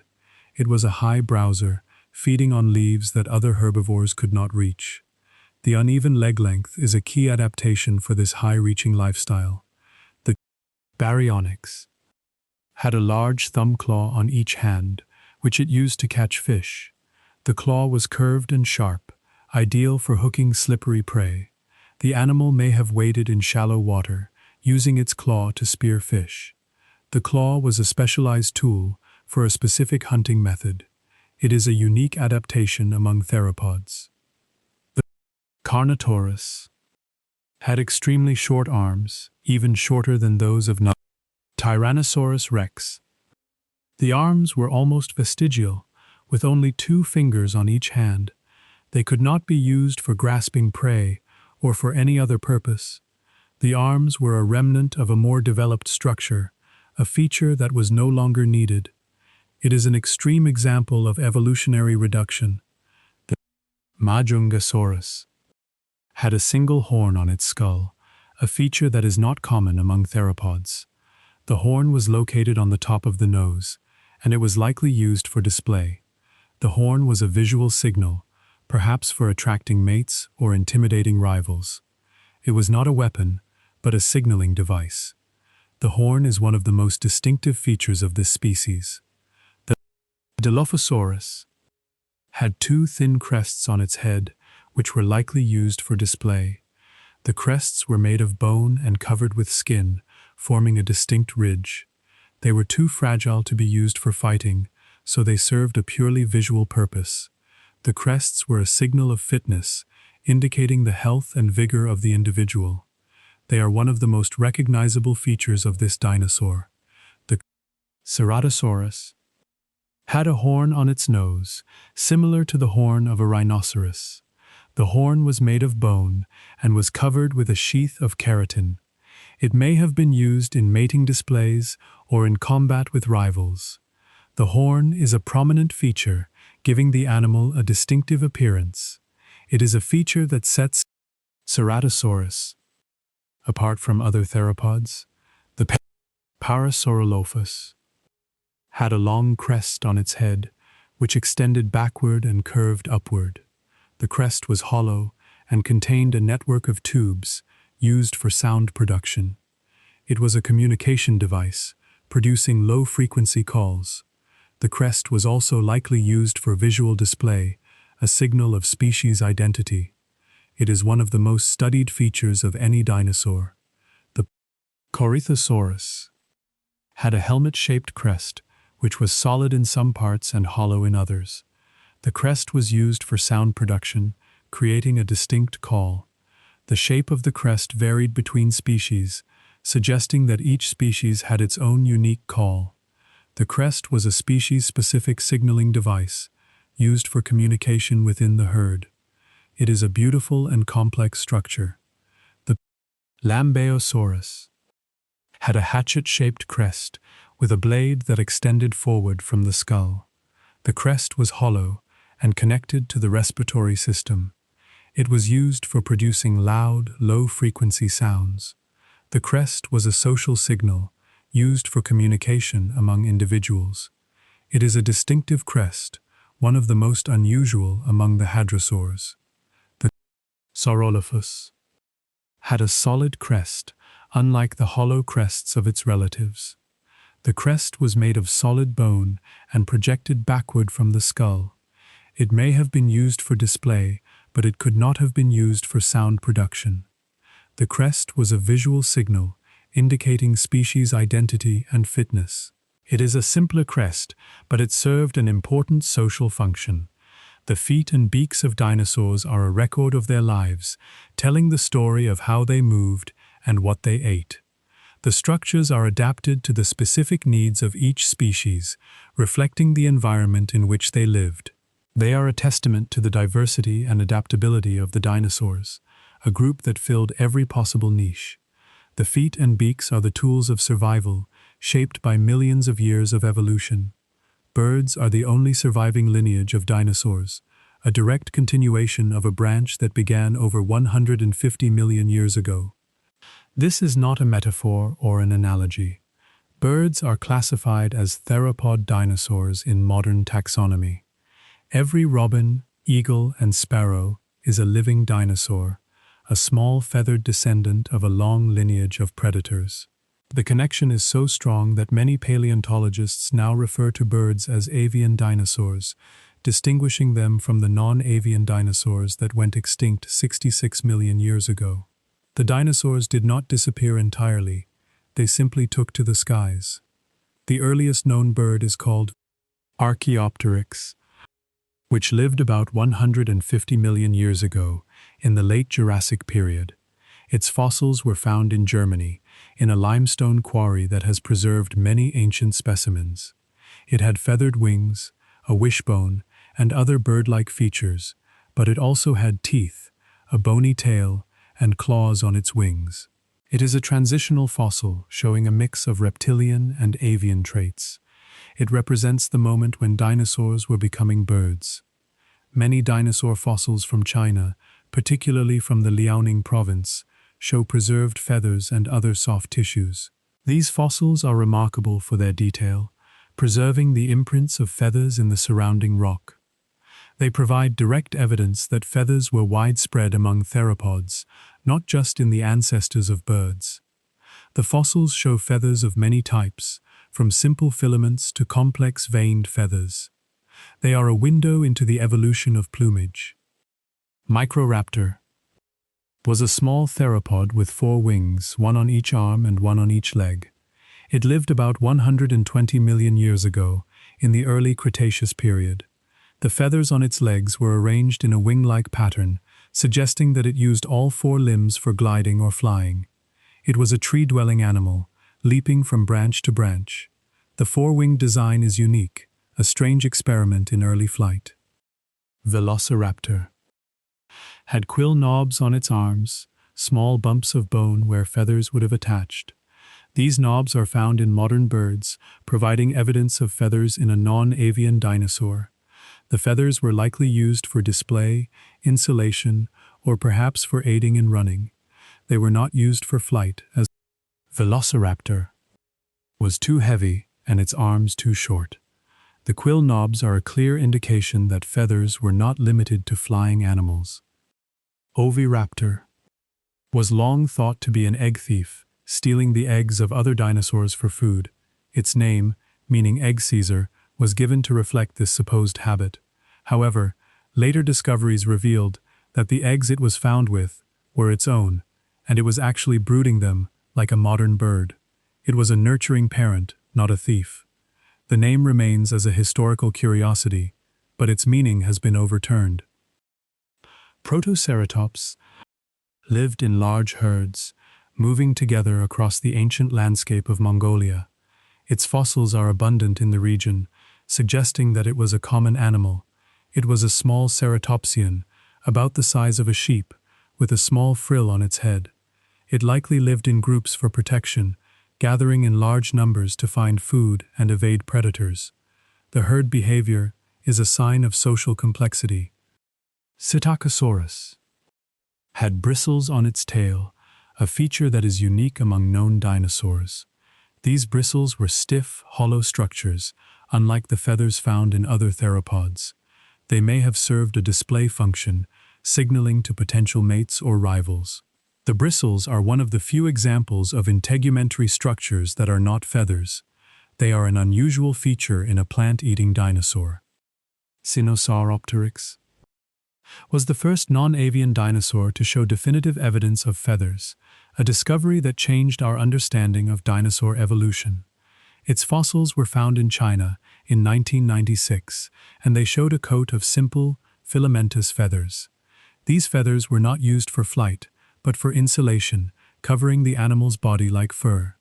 The discovery confirmed that feathers originated long before birds did. Compsognathus was one of the smallest non-avian dinosaurs, about the size of a chicken. It lived in the late Jurassic period, and it was a fast, agile predator. Its skeleton is remarkably complete, providing a detailed picture of its anatomy. It was a small, nimble creature, relying on speed and stealth to catch its prey. The size of Compsognathus makes it a useful comparison for understanding the early stages of bird evolution. Borealopelta was a heavily armored dinosaur that had reddish-brown pigment in its scales, as revealed by microscopic analysis. The pigment, called pheomelanin, is the same pigment that gives red hair to humans. It was found in the scales of this dinosaur, preserved in the fossil record. The discovery provides a rare glimpse of the actual color of a dinosaur. It is one of the few dinosaurs whose color is known with confidence. Deinonychus had a large, sickle-shaped claw on each foot, which it likely used to slash at prey. This claw was held off the ground when running, preventing it from becoming blunt. Deinonychus is a model for understanding the hunting behavior of dromaeosaurids, the family that includes Velociraptor. It was a deadly predator, using its claws and teeth to bring down larger animals. Troodon had a large brain relative to its body size, making it one of the most intelligent dinosaurs. The brain-to-body ratio of Troodon is comparable to that of modern birds, suggesting a high level of cognitive ability. It may have been capable of complex behaviors, such as problem-solving and social interaction. The intelligence of Troodon is a subject of ongoing research. Oviraptor had a parrot-like beak, a sharp, curved tool for eating nuts, seeds, and other hard foods. The beak was made of keratin, the same material that forms human fingernails. It was an effective tool for processing tough plant material, allowing Oviraptor To eat a varied diet. The beak is a sign of dietary flexibility, a key to its success in the Cretaceous. The evolution of birds from dinosaurs is a long and complex story, with many transitional forms. The process took millions of years, with small changes accumulating over time. The feathers, the wings, the hollow bones, the wishbone, all of these features appeared gradually. The dinosaurs did not become birds overnight. They transformed through a slow process of natural selection. The fossil record provides a detailed account of this transformation. Archaeopteryx is often called the first bird, but it is more accurately described as a transitional form. It had features of both dinosaurs and birds, making it difficult to classify. It is an example of a creature that sits on the boundary between two groups. The distinction between bird and non-bird is not always clear in the fossil record. The evolution of birds is a process of continuous change, not a single event. The feathers of Microraptor were arranged in a way that allowed for gliding, not powered flight. The wings were spread out, providing lift, but the animal could not flap them to generate thrust. It was a glider, moving from tree to tree like a modern flying squirrel. The gliding ability was a step towards powered flight, an intermediate stage in the evolution of birds. It was an early experiment in aerial locomotion. The Velociraptor. Quill knobs are direct evidence of feathers in a predator that could not fly. The feathers were likely used for display, for signaling to other members of the species. They may have been used for insulation, keeping the animal warm in a cold environment. The feathers were not just for flight, they had many other functions. The quill knobs are a testament to the versatility of feathers. Protoceratops lived in herds as shown by the many fossils found in the same area. The fossils are often found in groups, suggesting that the animals gathered together. Herding behavior is a common feature in modern animals, and it was likely common among dinosaurs. The herd provided protection from predators, and it allowed for social interaction. The Protoceratops was a social animal. Psittacosaurus had bristles on its tail, a feature that is unique among known dinosaurs. The bristles were stiff and hollow, unlike the feathers found in other theropods. They may have been used for display, or they may have served a sensory function. The bristles are a strange feature, a reminder that dinosaurs were diverse and often surprising. They are an example of a feature that does not fit neatly into any category. Sinosauropteryx was the first non-avian dinosaur to show definitive evidence of feathers, a discovery that changed our understanding of dinosaur evolution. The feathers were simple and filamentous, like a layer of fur. They were likely used for insulation, keeping the animal warm. The discovery was a bombshell, overturning the idea that feathers were unique to birds. It showed that the origins of feathers were much older than previously thought. Compsognathus was a small, agile predator, one of the smallest of all non-avian dinosaurs. Its size made it a nimble hunter, capable of pursuing small prey. It is a model for understanding the early evolution of theropods, showing the features that would later develop into birds. The small size was an advantage in a world of giants. It allowed Compsognathus to occupy a niche that larger predators could not. Oviraptor is a remarkable fossil, preserving the skin and scales of a dinosaur in exceptional detail. The reddish-brown pigment found in its scales is a rare find, providing a glimpse of the animal's true color. The fossil is one of the best-preserved dinosaurs ever found, showing features that are rarely seen. It is a window into the life of a dinosaur, frozen in time. Deinonychus used its sickle claw to slash at prey, delivering a fatal wound. The claw was a weapon, used to tear flesh and sever arteries. It was a devastating tool, the signature of a specialized predator. The hunting technique of Deinonychus is a model for understanding the behavior of dromaeosaurids. It was a precise and deadly killer. Troodon had a brain that was larger than that of any other dinosaur, suggesting a high level of intelligence. It may have been capable of complex behaviors, such as hunting in packs or using tools. The intelligence of Troodon is a subject of ongoing debate, but it is clear that it was one of the smartest dinosaurs. It represents the apex of cognitive evolution among non-avian dinosaurs. The evolution of birds from dinosaurs is a story of adaptation and change, a process that took over 100 million years. The dinosaurs were not a failure.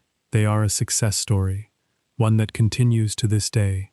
The birds are their legacy, a living link to the ancient past. The dinosaurs are not gone. They are flying in our skies. The asteroid impact that ended the age of dinosaurs created a massive crater, now known as Chicxulub, buried beneath the Yucatan Peninsula in Mexico. The crater is approximately 110 miles in diameter, making it one of the largest impact structures on Earth. It is not visible on the surface, having been covered by layers of sediment over the past 66 million years. It was discovered in the late 20th century through geophysical surveys, which revealed its distinctive circular shape. The crater is the scar left by the event that changed the course of life on Earth. The Chicxulub crater is buried under about half a mile of sedimentary rock, which has accumulated over the millennia since the impact. This layer of rock has obscured the crater from view, hiding it beneath the surface of the Yucatan. It was only through the use of gravity and magnetic surveys that scientists were able to detect its presence. The crater is a hidden feature, a relic of a catastrophic event that is now buried by time. It is a reminder of the power of geological forces.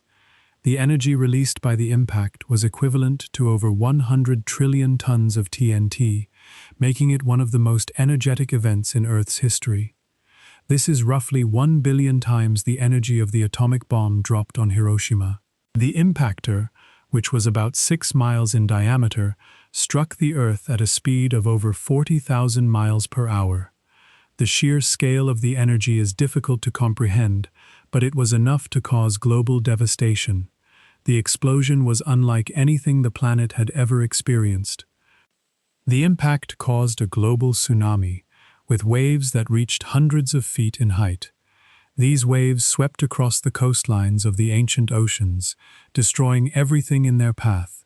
The tsunami was generated by the massive displacement of water, caused by the impactor striking the shallow sea. The waves traveled across the globe, leaving a trail of destruction. The tsunami was one of the immediate effects of the impact. The dust and soot from the impact blocked out the sun for a period of years, creating a global winter. The particles were thrown high into the atmosphere, where they spread around the planet. The darkness caused a dramatic drop in temperature, leading to the death of plants and animals. The lack of sunlight also prevented photosynthesis, collapsing the food chain. The impact winter was the primary cause of the extinction. This global cooling, known as the impact winter, was a period of darkness and cold that lasted for perhaps a decade. The average temperature dropped by several degrees, causing a mini ice age. The cooling was so severe that it caused the extinction of many species that could not adapt to the cold. The impact winter was a time of crisis, when life on Earth was pushed to the brink. It was the aftermath of the impact. The extinction was not a sudden event, but a gradual ecological collapse that took place over thousands of years. The immediate effects of the impact, such as the tsunami and the firestorm, killed many animals. The long-term effects, such as the impact winter and the collapse of the food chain, caused the extinction of the remaining species. The extinction was a process, not a single event, a slow unraveling of ecosystems.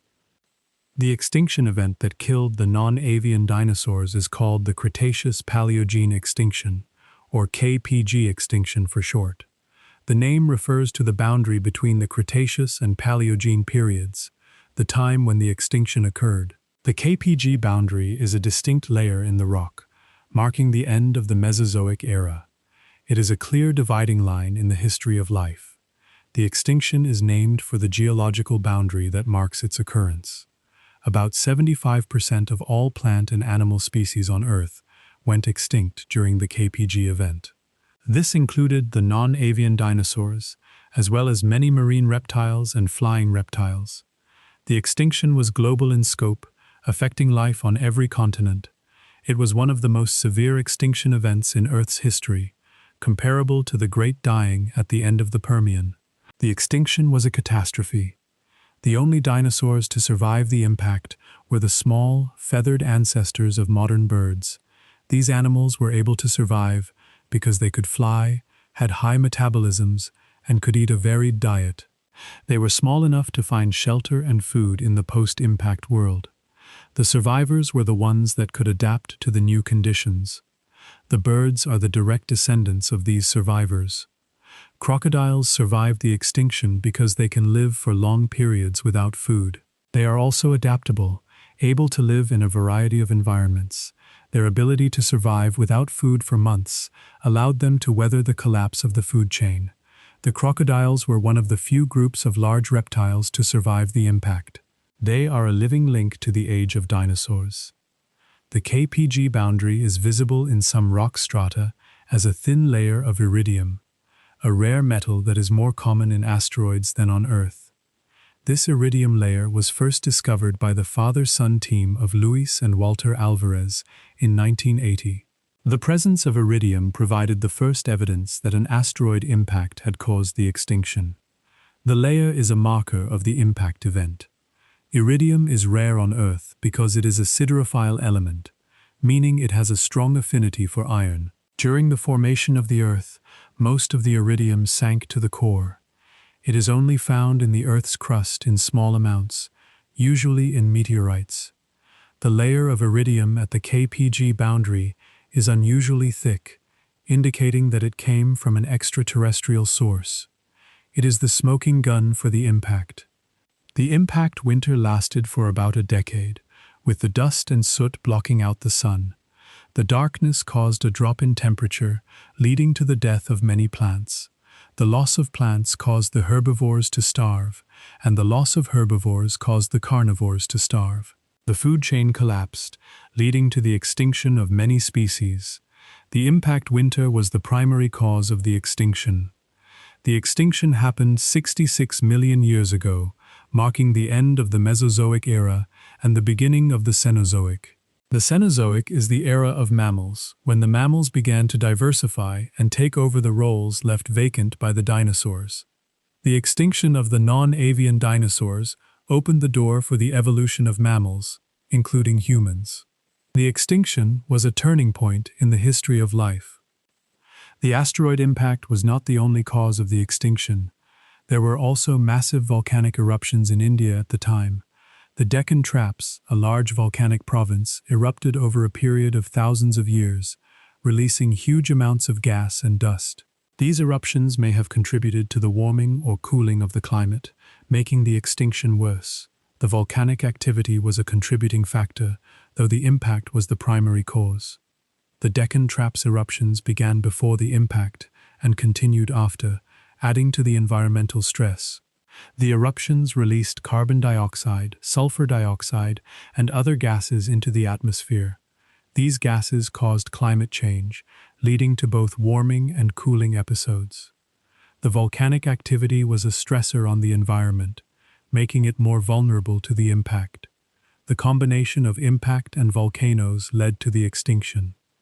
The impact caused a global firestorm, with the heat from the impact igniting the vegetation. The heat was so intense that it set fires across the planet, destroying forests and killing animals.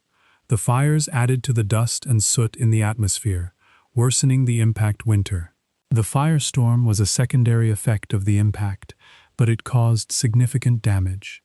The impact generated a pressure wave that traveled around the world, toppling trees and flattening landscapes. The pressure wave was the result of the massive energy released by the impact. It was a shock wave that moved through the atmosphere, causing widespread destruction. The pressure wave was one of the immediate effects of the impact. The acid rain from the impact killed many plants and animals, poisoning the water and soil. The impact vaporized sulfur-rich rocks, releasing sulfur dioxide into the atmosphere. This sulfur dioxide combined with water vapor to form sulfuric acid, which fell as rain. The acid rain was a toxic cocktail, damaging ecosystems across the globe. The oceans were also affected by the impact, with the acidification of the water killing marine life. The acid rain lowered the pH of the ocean, making it harder for organisms to build shells and skeletons. The acidification caused the extinction of many marine species, including the plankton that formed the base of the food chain. The marine ecosystem collapsed, leading to a cascade of extinctions. The impact was a global catastrophe, affecting life on every continent and in every ocean. It was a sudden event, a moment of crisis that changed the course of evolution. The extinction was a turning point, the end of one era and the beginning of another. The impact was a reminder of the power of the universe. The fossil record shows the sudden disappearance of dinosaurs at the KPG boundary, with no dinosaurs found in younger rocks. This sudden disappearance is the strongest evidence for a catastrophic extinction. The dinosaurs simply vanished, leaving behind only their bones. The disappearance is a mystery that has been solved by the discovery of the impact crater. The fossil record is a record of their final moments. The extinction of the non-avian dinosaurs is one of the most famous events in Earth's history, a story of catastrophe and survival. It is a cautionary tale about the fragility of life and about the power of natural forces. The impact was a reminder that life on Earth is not eternal, and that even the mightiest creatures can be wiped out. The extinction of the dinosaurs is a story that continues to fascinate us. The extinction is not a story of failure, but of transition, of the end of one era and the beginning of another. The dinosaurs were a successful group, dominating the Earth for over 180 million years. Their extinction opened the door for the evolution of mammals, including humans. The extinction was a new beginning, as well as an end. The Diplodocus had a tail that stretched over 50 feet in length, a remarkable appendage that it could crack like a whip at supersonic speeds.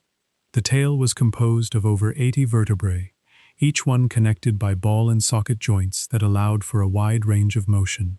When the tail was whipped, the tip would break the sound barrier, creating a loud crack that could be heard for miles. This sound was likely used for communication, perhaps to signal danger or to attract a mate. The tail was a versatile tool, used for defense, communication, and balance. Brachiosaurus had front legs that were significantly longer than its back legs, creating a sloping posture that allowed it to reach high into the trees. This uneven leg length is unusual among sauropods, as most have front and back legs of similar length. The long front legs elevated the head and neck, allowing the animal to feed on the leaves of tall trees. This high-browsing strategy gave Brachiosaurus access to food that other herbivores could not reach. It was a specialized feeder, adapted for a life of reaching upward. The heart of a Brachiosaurus had to be a massive organ, capable of pumping blood up a neck that extended 40 feet into the air. This heart would have weighed perhaps several hundred pounds, a necessary size to generate the pressure needed to lift blood to the head. The heart was a powerful pump, working constantly against gravity. The blood pressure required to reach the brain would have been enormous, a testament to the cardiovascular demands of such a large animal. The heart was the engine that kept the giant alive. Argentinosaurus is believed to be the heaviest dinosaur ever discovered, with an estimated weight of 70 to 100 tons.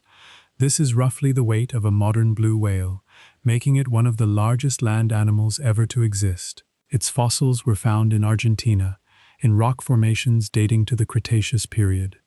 The sheer size of this animal is difficult to comprehend, a creature that weighed as much as a dozen elephants. It was the ultimate in sauropod gigantism. Saltasaurus was a sauropod covered in bony plates, a form of armor that was unusual among its long-necked relatives. The plates were embedded in the skin, providing a layer of protection against predators. This armor made Saltasaurus a more difficult target, a slow-moving fortress of bone. The plates were small and rounded, arranged in rows along the animal's back. It was a defense against the large carnivores of the Cretaceous. Camarasaurus had a blunt, square head, a distinctive shape that set it apart from other sauropods. The head was large, with a short snout and a deep jaw. The teeth were chisel-shaped, used for stripping leaves from branches. The blunt head was an adaptation for a particular feeding style, allowing the animal to crop vegetation efficiently.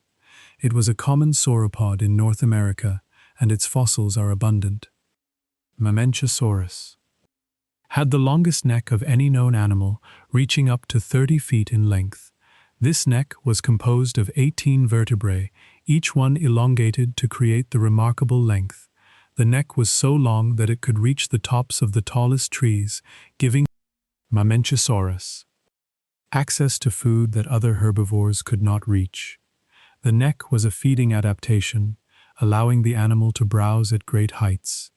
It was a marvel of evolutionary design.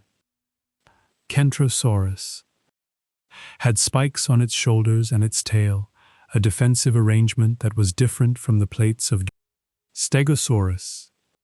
The spikes were long and sharp, capable of inflicting serious wounds on a predator. The shoulder spikes were angled outward, protecting the animal's flanks. The tail spikes were used as a weapon, lashing out at anything that came too close. It was a formidable array of defensive weaponry. Pachycephalosaurus used its dome-shaped head for headbutting, likely in competitions for dominance or mating rights. The dome was made of solid bone, reinforced with a layer of spongy tissue that absorbed shock. The headbutting would have involved the males ramming each other, like modern bighorn sheep. The impact would have been significant, but the skull was designed to withstand the force. It was a display of strength and stamina. Dracorex hogwartsia was a small pachycephalosaur named for its dragon-like appearance, a reference to the fictional world of Harry Potter. The name means Dragon King of Hogwarts, a playful nod to popular culture. It had a flat head with small horns, unlike the dome-headed Pachycephalosaurus. The name was given in 2006, a reminder that paleontology can have a sense of humor. It is one of the more whimsical names in the dinosaur family. Homalocephalae had a flatter, wedge-shaped head compared to the domed skull of Pachycephalosaurus. The head was flattened on top, with a thick rim of bone around the edges. This shape suggests a different headbutting style, perhaps involving sideways or upward thrusts. The flat head was an alternative design for the same basic function, a variation on a theme. It was a smaller, more delicate pachycephalosaur. Styracosaurus had a frill with long spikes, giving it a crown-like appearance that was both beautiful and intimidating. The frill was made of bone, extending from the back of the skull. The spikes were sharp and curved, radiating outward like a halo. This frill was likely used for display, to attract mates or intimidate rivals. It was a visual signal, a sign of fitness and health. Iguanodon was a large herbivore, one of the first dinosaurs to be discovered and named. It walked on both 2 and 4 legs, depending on its speed and activity. The thumb spike was used for defense, a weapon against predators. It was a versatile animal, adapted for both browsing and defending itself. The Iguanodon was a common sight in the early Cretaceous. Hypsilophodon was a small, fast-running herbivore about the size of a modern deer. It had long legs and a stiff tail, perfect for rapid movement. It was a quick animal, able to outrun most predators. Its teeth were adapted for eating plants, with a sharp ridge for slicing leaves. It was a nimble creature, a common prey animal in its ecosystem. Tenontosaurus was a medium-sized plant-eater, about 20 feet in length. It had a long tail and a relatively short neck, designed for a low-browsing lifestyle. It was a common herbivore in North America, living in the early Cretaceous. Its fossils are often found in association with the carnivore Deinonychus. suggesting that it was a frequent prey item. It was a staple of the diet of larger predators. Stegosaurus had a low, sprawling posture, with its plates used for thermoregulation and display. Its head was held close to the ground, and its mouth was positioned for grazing. The tail spikes, called a thagomizer, were used for defense. It was a slow-moving herbivore, relying on its armor for protection. Edmontosaurus was a large hadrosaur, a duck-billed dinosaur that lived in herds across North America.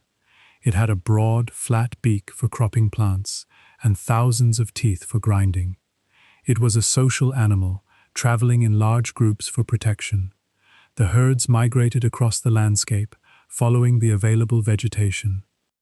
Parasaurolophus had a long crest that was used for communication, producing low-frequency sounds that could travel over long distances. The crest was hollow, connected to the respiratory system. It was a social animal, living in herds and communicating across the landscape. The crest was a signal, a way of staying in touch with the group. Corythosaurus had a helmet-shaped crest that was also used for sound production.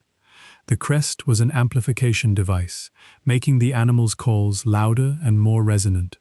It was a social signal, used to identify individuals and maintain contact. The crest was a key feature of its social life. Lambeosaurus had a hatchet-shaped crest that was used for both sound production and display. The crest was a complex structure with internal tubes and chambers. It was a signaling device used for communication within the herd. The crest was a badge of identity, a way of recognizing other members of the species. Maiasaura was a large hadrosaur known for its parental care, a behavior that was rare among non-avian dinosaurs. It built nests, laid eggs, and cared for its young after hatching. The nesting colonies were large, with thousands of nests in the same area. It was a social animal, raising its young in communal groups. The name, meaning good mother lizard, reflects this nurturing behavior. Shantungosaurus was the largest known hadrosaur, reaching lengths of over 50 feet. It was a massive animal, comparable in size to a large sauropod. Its fossils were found in China, in rock formations dating to the late Cretaceous. It was a giant among the duckbills, a testament to the diversity of hadrosaurs. Saurolophus had a solid crest, unlike the hollow crests of other hadrosaurs. The crest was made of solid bone, projecting backward from the skull. It was likely used for display, a visual signal of species identity. The crest was not used for sound production, as it lacked the internal tubes. It was a simpler crest, but it served an important function. Tenontosaurus was a common prey animal, often found in the stomachs of Deinonychus. The fossils of the two are often found together, providing evidence of a predator-prey relationship. It was a medium-sized herbivore, abundant in its environment. Its remains are a record of the struggle for survival. The plant-eating dinosaurs were the foundation of the Mesozoic food web, converting plant matter into animal tissue. They were the primary consumers, the herbivores that supported the carnivores. Their diversity was remarkable, ranging from the small Hypsilophodon to the giant Argentinosaurus. They were the base of the pyramid. Giganotosaurus was a massive predator that was actually larger than a Tyrannosaurus rex. Though it had a significantly smaller brain, the skull of Giganotosaurus was over 6 feet long, slightly longer than that of T-Rex, and its body was built for power and speed. However, its brain cavity was proportionally smaller, suggesting it was not as intelligent as its more famous cousin. This trade-off between size and cognition is common among large predators, where brute force often takes precedence over intellect. It was a fearsome hunter of the Cretaceous. Spinosaurus may have been the largest terrestrial carnivore ever discovered, though it spent much of its time in the water. Its size rivals that of Giganotosaurus, and Tyrannosaurus rex. But its anatomy was adapted for a semi-aquatic lifestyle. The long snout, conical teeth, and paddle-like feet suggest it was a fish eater. It is a contender for the title of the largest predator to walk the earth, though its lifestyle was unusual. It was a predator of the rivers and swamps. Allosaurus had a weak bite force compared to other large theropods, but it used its head like a hatchet to slash at prey. The upper jaw could be pulled back, allowing the teeth to slice through flesh. This slashing technique was effective for causing massive wounds, bleeding prey to death. The bite was not as powerful as that of T-Rex, but it was equally deadly. It was a cutting weapon, not a crushing one. Carcharodontosaurus had teeth that were flattened and serrated, much like the teeth of a great white shark. The name means shark-toothed lizard, a fitting description of its formidable dentition. These teeth were designed for slicing flesh, cutting through muscle and bone. The serrations were sharp, making each bite a devastating wound. It was a predator that relied on speed and power to bring down its prey. Megalosaurus was the first dinosaur to be given a scientific name, and it was a carnivore that lived in the Jurassic period. Its name means great lizard, but it was not a lizard at all. It was a large theropod, a predator that hunted other dinosaurs. Its discovery marked the beginning of dinosaur science. It is a foundational species in paleontology. Majungasaurus was a carnivore from Madagascar that is known to have practiced cannibalism, eating members of its own species. This behavior has been documented from tooth marks on its bones, matching the teeth of other Majungasaurus. Individuals. Cannibalism is a common behavior in many predators, and it was likely a survival strategy during times of scarcity. It was a brutal adaptation in a harsh environment. Dilophosaurus did not have a frill or spit venom as popular culture often depicts. These features were entirely invented for entertainment purposes, with no basis in fossil evidence. The real Dilophosaurus had two thin crests on its head, which were likely used for display. It was a medium-sized predator, not the small, venomous creature of the movies. The reality is more modest, but still fascinating. Ceratosaurus had a distinctive horn on its nose, a feature that gave it a unique appearance among theropods. The horn was made of bone and covered in a sheath of keratin, similar to the horn of a rhinoceros. It was likely used for display, signaling to other members of its species. The horn was a visual cue, a way of communicating without sound. It is one of the most recognizable features of this dinosaur. Carnotaurus had two horns above its eyes, which were likely used for display or for fighting rivals. The horns were thick and blunt, not sharp like those of Ceratosaurus. They may have been used in headbutting contests, similar to modern goats. The horns were a signal of strength and dominance. It was a visual display of power. Albertosaurus was a slightly smaller relative of Tyrannosaurus rex, and it is believed to have hunted in packs. Its fossils are often found in groups, suggesting that they lived and hunted together. Pack hunting would have allowed them to take down larger prey, working as a team. It was a social predator, cooperating with others of its kind. The pack behavior is a sign of advanced social structure. Daspletosaurus was another tyrannosaurid that lived alongside Albertosaurus. In North America, it was similar in size and appearance, but it occupied a slightly different ecological niche. The two predators may have competed for the same prey, or they may have divided the resources. The coexistence of multiple tyrannosaurids is a sign of a rich and diverse ecosystem. Oviraptor is one of the earliest known dinosaurs, a small, agile carnivore that lived in the Triassic period. It was a primitive theropod, a forerunner of the larger predators that would come later. Its teeth were serrated, like those of a later theropod, but it was small and unassuming. It represents the dawn of the dinosaur age. Neovenator was a large theropod from Europe, a relative of Allosaurus, that lived in the Cretaceous. It was a powerful predator with sharp teeth and strong claws. Its fossils were found in England, providing evidence of large predators in Europe. It was a top predator in its environment. Young Chuanosaurus was a Chinese relative of Allosaurus, a large predator that roamed the plains of Asia. It had a bulky skull and powerful jaws, built for taking down large prey. It was the apex predator in its ecosystem. The fossils of young Chuanosaurus are well preserved, providing a detailed picture of its anatomy. Mapusaurus was a giant carcharodontosaurid from Argentina, a predator that rivaled Giganotosaurus in size. It lived in the late Cretaceous, hunting the large sauropods of South America.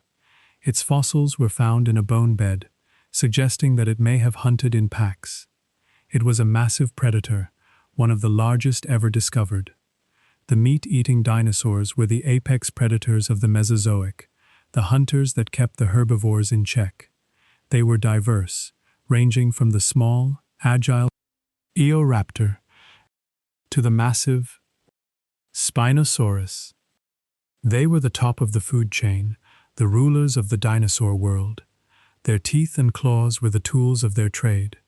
The carnivores had keen senses, including excellent vision and smell, to locate their prey. Their eyes were positioned for binocular vision, providing depth perception. Their sense of smell was acute, allowing them to track prey over long distances. They were specialized hunters, built for the chase. The teeth of a carnivore were serrated and sharp, designed for cutting flesh. The teeth were replaced throughout the animal's life, ensuring that they were always ready for use. The jaws were powerful, capable of delivering a deadly bite. The teeth and jaws were the primary weapons of the predator.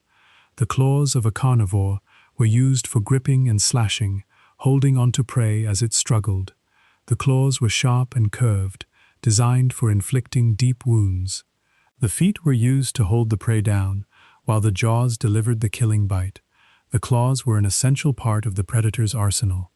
The hunting strategies of carnivores varied, with some relying on speed and others on ambush. The Velociraptor was fast and agile, chasing down its prey. The Tyrannosaurus rex was a stealthy hunter, using the element of surprise. The Allosaurus used its powerful jaws to slash and tear. Each predator had its own way of hunting. The carnivores were the beneficiaries of the herbivores' labor, the ones who consumed the plant eaters. They were the top of the pyramid, the ones who benefited from the abundance of prey. Their success was dependent on the success of the herbivores. It was a delicate balance. The large theropods were the most successful carnivores, dominating the landscape for millions of years. They were the largest land predators ever to live, unmatched in size and power. Their reign was long, lasting for over 100 million years. They were the ultimate predators. The meat-eating dinosaurs were diverse, with many different families and forms. They include the tyrannosaurids, the allosaurids, the carcharodontosaurids, and the spinosaurids. Each family had its own unique characteristics, its own way of hunting. The diversity was a sign of their success. The carnivores were not just killers, they were also scavengers, feeding on the remains of dead animals. They would eat whatever was available, taking advantage of any opportunity. The scavenging was an important part of their diet, supplementing their hunting. They were opportunistic feeders. The meat-eaters were essential to the ecosystem, keeping the herbivore populations in check. Without them, the herbivores would have overgrazed the landscape, destroying the vegetation. They were the regulators of the ecosystem. The carnivores were the most fearsome of the dinosaurs, the ones that captured the imagination. They were the villains of the dinosaur world, but they were also the most fascinating. They were the symbols of power and ferocity. They are the ones that inspire awe. The study of carnivorous dinosaurs is called theropod paleontology, a branch of science that focuses on these predators. It is a field that is constantly evolving, with new discoveries being made every year. The theropods are the most studied group of dinosaurs because they are the most charismatic. They are the stars of the dinosaur world. The carnivores were the end of the line, the ones that fed on the other dinosaurs. They were the consumers, the ones that ate the flesh of the herbivores. They were the top of the food chain, the apex predators. Their existence was dependent on the existence of the herbivores. The large theropods were the most successful hunters, dominating the ecosystem for millions of years. They were the largest land predators, the ones that ruled the Mesozoic. Their reign was long, but it eventually came to an end. The extinction event wiped them out. The meat-eating dinosaurs were the apex predators, the ones that stood at the top of the food chain. They were the hunters, the ones that killed and ate the other dinosaurs. They were the rulers of the Mesozoic. Their legacy is written in the fossil record. The study of carnivorous dinosaurs is a study of power and adaptation, of how animals evolve to become the top predators. It is a study of the forces that shape life, of the competition for survival. The carnivores were the ultimate expression of this competition. They were the winners in the struggle for life. Coelophysis is one of the best-known early dinosaurs, largely because its fossils have been found in huge numbers at a single site in New Mexico. A quarry at Ghost Ranch yielded hundreds of well-preserved skeletons, all from the same species and roughly the same time period. This abundance suggests that Coelophysis lived in large groups, possibly migrating or gathering around a water source before a catastrophic event. The sheer number of specimens has allowed paleontologists to study its growth and variation in extraordinary detail, making it one of the most documented early dinosaurs. Compsognathus was once thought to be the smallest dinosaur, a title it held for many decades. It was roughly the size of a chicken, with a slender body and a long tail for balance. Its small size made it a fast and agile hunter, and it likely fed on insects and small lizards. The discovery of even smaller dinosaurs has since stripped it of its smallest title, but it remains the classic example of a diminutive theropod. Heterodontosaurus had different types of teeth in its jaws, an unusual feature among herbivorous dinosaurs. It had small, peg-like teeth at the front, likely for gripping food, and larger, canine-like teeth near the back, used for defense or display. Its molars were adapted for grinding plant material. This variety of dental types suggests a mixed diet, possibly including both plants and small animals, or a specialized feeding strategy. Lesothosaurus was a small, fast-running herbivore from the early Jurassic period. Its long legs and lightweight build suggest it was capable of rapid movement, likely to escape larger predators. It had a beak-like mouth for cropping plants and simple teeth for grinding. It is considered a primitive ornithischian, one of the earliest members of the bird-hipped dinosaur lineage.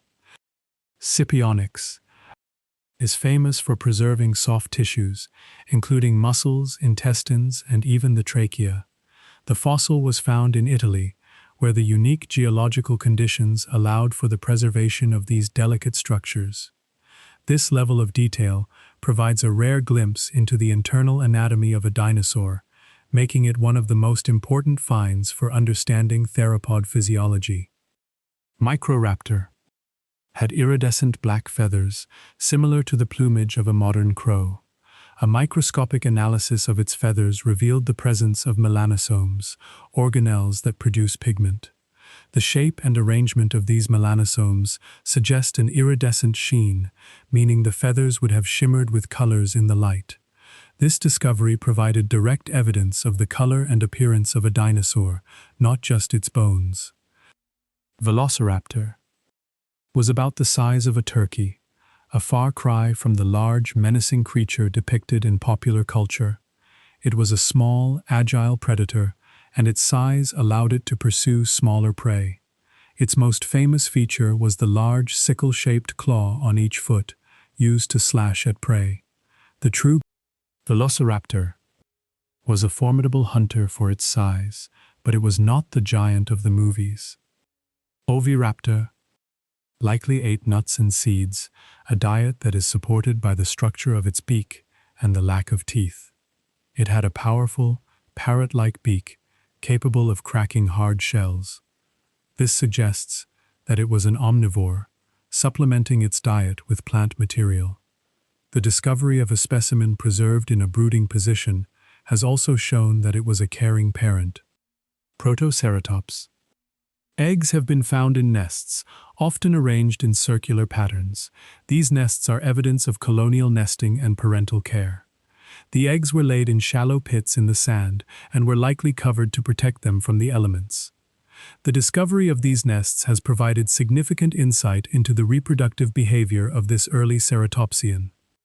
Maiasaura is known as the good mother lizard due to the discovery of its nesting colonies. These colonies contain nests with eggs, as well as evidence that the parents cared for their young after hatching. The young were fed and protected, suggesting a high level of parental investment. This discovery was one of the first to confirm that some non-avian dinosaurs exhibited parental care. Troodon is considered one of the most intelligent dinosaurs based on the relative size of its brain. It had a large brain-to-body ratio, which is often associated with complex behavior.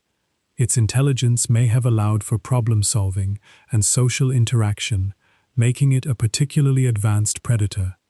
The perception of Troodon as intelligent has shaped much of the speculation about dinosaur cognition. Maiasaura may have had good night vision, as suggested by the size of its eye sockets. The large, forward-facing eyes were likely adapted for living in the polar regions of Australia during the Cretaceous. The area would have experienced long periods of darkness in the winter, so good night vision would have been a vital adaptation. This feature made it a unique dinosaur suited to a cold, dark environment. Saltopus was a very small Triassic dinosaur, one of the earliest known. Its name means hopping foot, reflecting its small size and likely agile movement. It was a bipedal carnivore, and its fossils are fragmentary, making it difficult to study. However, it is considered an important link in the early evolution of dinosaurs. Eodromeus was an early theropod, a small, agile predator that lived in the late Triassic. Its name means dawn runner, reflecting its status as an early, fast-moving hunter. It had sharp teeth and long, slender legs, suggesting it was a swift predator of small prey. It represents the beginning of the line that would eventually lead to the larger theropods. Tawa was an early carnivorous dinosaur from the Triassic period, and its discovery helped clarify the early evolution of theropods. It had a combination of primitive and advanced features, suggesting it was a transitional form. It lived in North America, indicating that early dinosaurs were already diversifying and spreading across the supercontinent. Oviraptor was one of the earliest known dinosaurs, a small, agile carnivore from the Triassic. It is considered a basal theropod, a representative of the first wave of dinosaur evolution. Its fossils are among the oldest dinosaur remains found, providing a direct look at the early anatomy of these creatures. It was a fast-moving predator. Zoolophysis had a long, slender neck and a sharp, pointed snout, suggesting it was a hunter of small prey. Its diet likely consisted of small reptiles and insects. The slender build allowed for quick movements, making it an effective predator of small, agile targets. Its fossils are among the most abundant, providing a wealth of information on early dinosaur anatomy. Compsognathus was originally described as a miniature version of a larger theropod, but it is now recognized as its own distinct species. It was one of the first dinosaurs to be discovered with preserved stomach contents, revealing its diet. This discovery provided direct evidence of what these small predators ate. Heterodontosaurus had large, canine-like teeth that were likely used for defense or display, not just for feeding. These teeth were more prominent in males, suggesting they were a sexual dimorphism. They likely played a role in competing for mates. The presence of these specialized teeth is an early example of sexual selection in dinosaurs. Lesothosaurus is considered one of the most primitive ornithischians, giving insight into the early evolution of this major dinosaur group. Its simple teeth and beak-like mouth suggest it was an early herbivore, and its fossils provide a baseline for understanding the development of later, more complex herbivores. It is a key species for studying the evolution of plant-eating dinosaurs. Scipionyx is an incredibly rare example of a dinosaur with preserved soft tissue, showing details of its internal organs. The preservation is so fine that individual muscle fibers and blood vessels have been identified. This level of detail has allowed scientists to reconstruct aspects of its anatomy that are normally lost to time. It is one of the most complete fossils ever found.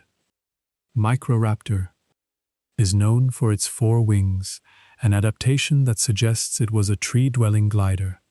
The arrangement of its feathers and its skeletal structure indicate it could not take off from the ground. Instead, it likely glided from tree to tree, using its 4 wings for maneuverability. It provides key evidence for the evolution of flight. Velociraptor was a quick and agile hunter, and its large sickle claw was likely used to deliver a fatal blow to prey. The claw was held off the ground when the animal was running, preventing it from becoming dull. It was a deadly weapon used to slash and pierce. The discovery of a Velociraptor, locked in combat with a Protoceratops, provides direct evidence of its hunting behavior. Oviraptor was first thought to be an egg thief, a reputation that has been proven incorrect. The eggs it was found with were actually its own, and it was likely brooding them. This misconception illustrates how early interpretations of fossils can be wrong and are often corrected by later discoveries. The name Oviraptor is a historical curiosity. Protoceratops is one of the best-known dinosaurs from the Cretaceous, with hundreds of skeletons discovered. This abundance has made it a model for understanding ceratopsian anatomy and behavior. It was a relatively small, docile herbivore that lived in large herds. The density of its fossils in certain areas suggests it was a dominant species. Maiasaura is a classic example of a dinosaur that exhibited complex social behavior, including nesting and parental care. The discovery of its nesting colonies has provided a window into its family life. It is one of the most famous dinosaurs for its nurturing behavior, changing the perception of dinosaurs as purely instinct-driven animals. Troodon had a high ratio of brain to body weight, suggesting a level of intelligence comparable to modern birds. This high intelligence may have allowed for advanced predatory techniques. It is one of the few dinosaurs considered to have had a significant cognitive capacity. Maiasaura lived in a polar environment with long periods of darkness, necessitating adaptations for low-light conditions. Its large eyes would have been helpful in the dim light of the polar winter. Its discovery shows that dinosaurs could adapt to extreme environments. It is a testament to the diversity of dinosaur adaptations. Saltopus had a light, fragile skeleton, indicating it was a fast and nimble hunter. Its bones are hollow, a feature that would have reduced its weight and aided its agility. This makes it one of the earliest examples of a light-boned, quick-moving dinosaur. It is a precursor to the more specialized theropods. Eodrameus had sharp, serrated teeth, a feature common in early theropods. Its teeth were adapted for slicing flesh. The serrations acted like tiny saws, allowing it to cut through the hides of its prey. This dental adaptation is a key characteristic of carnivorous theropods. Tawa had a mix of primitive and advanced characteristics, suggesting it was an early branch of the theropod family tree. Its discovery helped to clarify the relationships between early theropods. It was a small, fast predator that represents an early stage in the evolution of the group. It helps to fill in the early history of the meat-eating dinosaurs. Zoolophysis is an example of an early dinosaur that shows evidence of cannibalism, with some specimens found containing the bones of juveniles. This suggests that under stressful conditions, these animals would eat their own young. The behavior is not unique to dinosaurs, but it is a stark reminder of the harsh realities of prehistoric life. Compsognathus was one of the most complete dinosaurs known when it was first discovered, and its small size made it a popular subject for study. Its anatomy provided a baseline for understanding the morphology of small theropods. It was a model for early reconstructions of small predatory dinosaurs. Its influence on paleontology is greater than its size would suggest. The plesiosaurs were marine reptiles that lived during the Mesozoic, and they are often mistaken for dinosaurs, but they belong to a completely different branch of the reptile family tree. They had 4 flippers, a short tail, and a small head on a long neck, giving them a distinctive appearance reminiscent of a snake threaded through a turtle's body. They were not dinosaurs, but they were contemporaries, sharing the oceans with the great marine predators of the time. The long neck was used to snatch fish and squid from the water, a graceful and deadly adaptation. Ichthyosaurs were another group of marine reptiles that lived alongside the dinosaurs, and they looked remarkably like modern dolphins. This similarity is a classic example of convergent evolution, where unrelated animals evolve similar forms to suit similar aquatic lifestyles. They had streamlined bodies, long snouts, and large eyes, perfectly adapted for hunting in the open ocean. They gave birth to live young, a clear sign that they were fully aquatic and never needed to return to land. Mosasaurus was a giant marine lizard that lived in the late Cretaceous, and it had a double-hinged jaw that allowed it to swallow prey whole. This unique jaw structure, similar to that of a snake, enabled it to eat large fish and other marine reptiles. It was a fearsome predator, dominating the seas of the late Cretaceous. Its name means Meuse lizard, after the river near where it was first discovered. Pterosaurs were flying reptiles, not dinosaurs, and they are often wrongly grouped with them in the popular imagination. They were the first vertebrates to achieve powered flight, and they dominated the skies for over 150 million years. Their wings were formed by a membrane of skin stretched between their bodies, and an elongated 4th finger. They were a successful group, diversifying into many different forms and sizes. Quetzalcoatlus was a pterosaur with a wingspan of over 30 feet, making it one of the largest flying animals ever.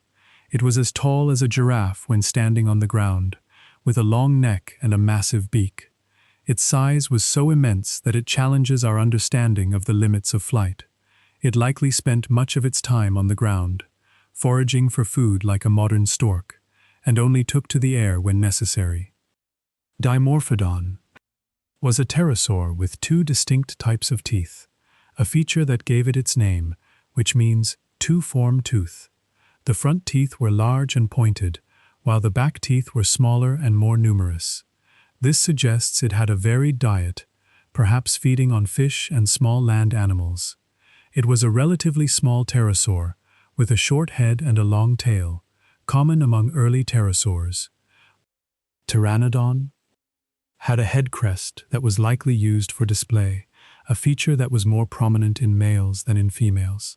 The crest was a large, bony projection extending backward from the skull. It may have been used to attract mates or to signal dominance, much like the crests of many modern birds. It is one of the most recognizable of all pterosaurs.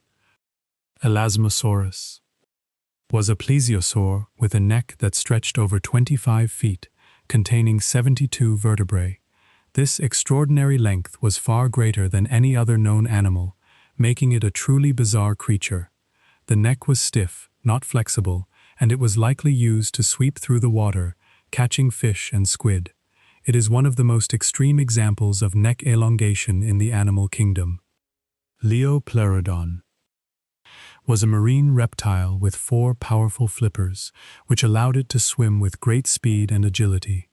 Its large size and robust jaws made it a top predator in the Jurassic seas. The flippers were used for steering and propulsion, making it a highly effective swimmer. It was a fearsome creature, capable of taking down large prey.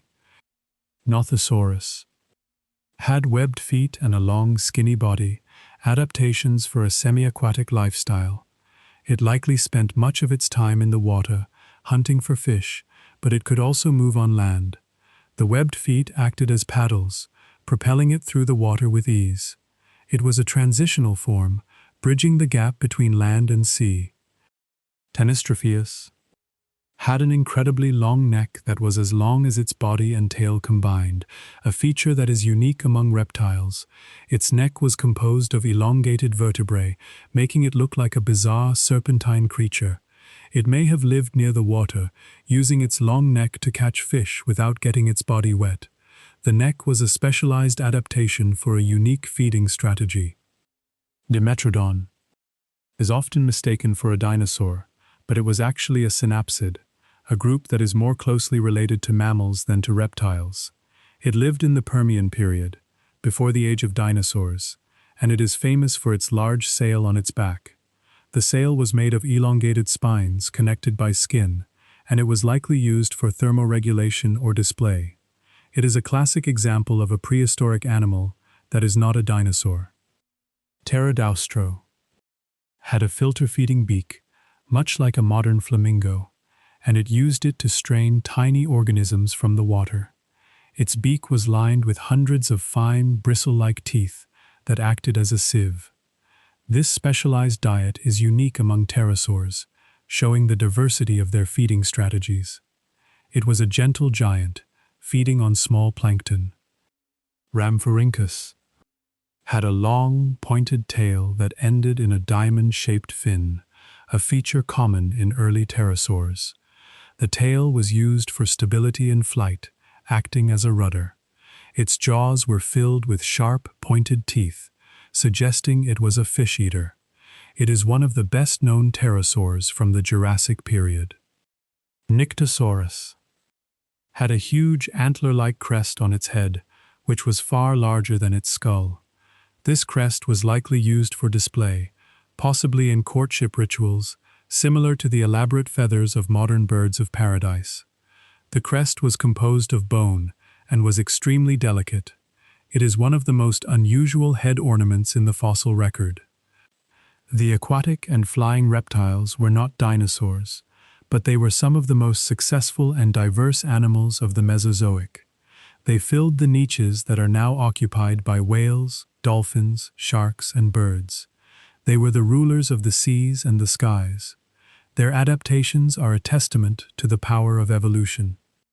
Plesiosaurs are often depicted with a long, flexible neck that can coil like a snake, but in reality, the neck was quite stiff and could not move in that way. The vertebrae were tightly interlocked, limiting the range of motion. The neck was more like a stiff rod, used for sweeping through the water. This misconception is common in popular culture. Ichthyosaurs were incredibly fast swimmers, with their streamlined bodies allowing them to reach high speeds.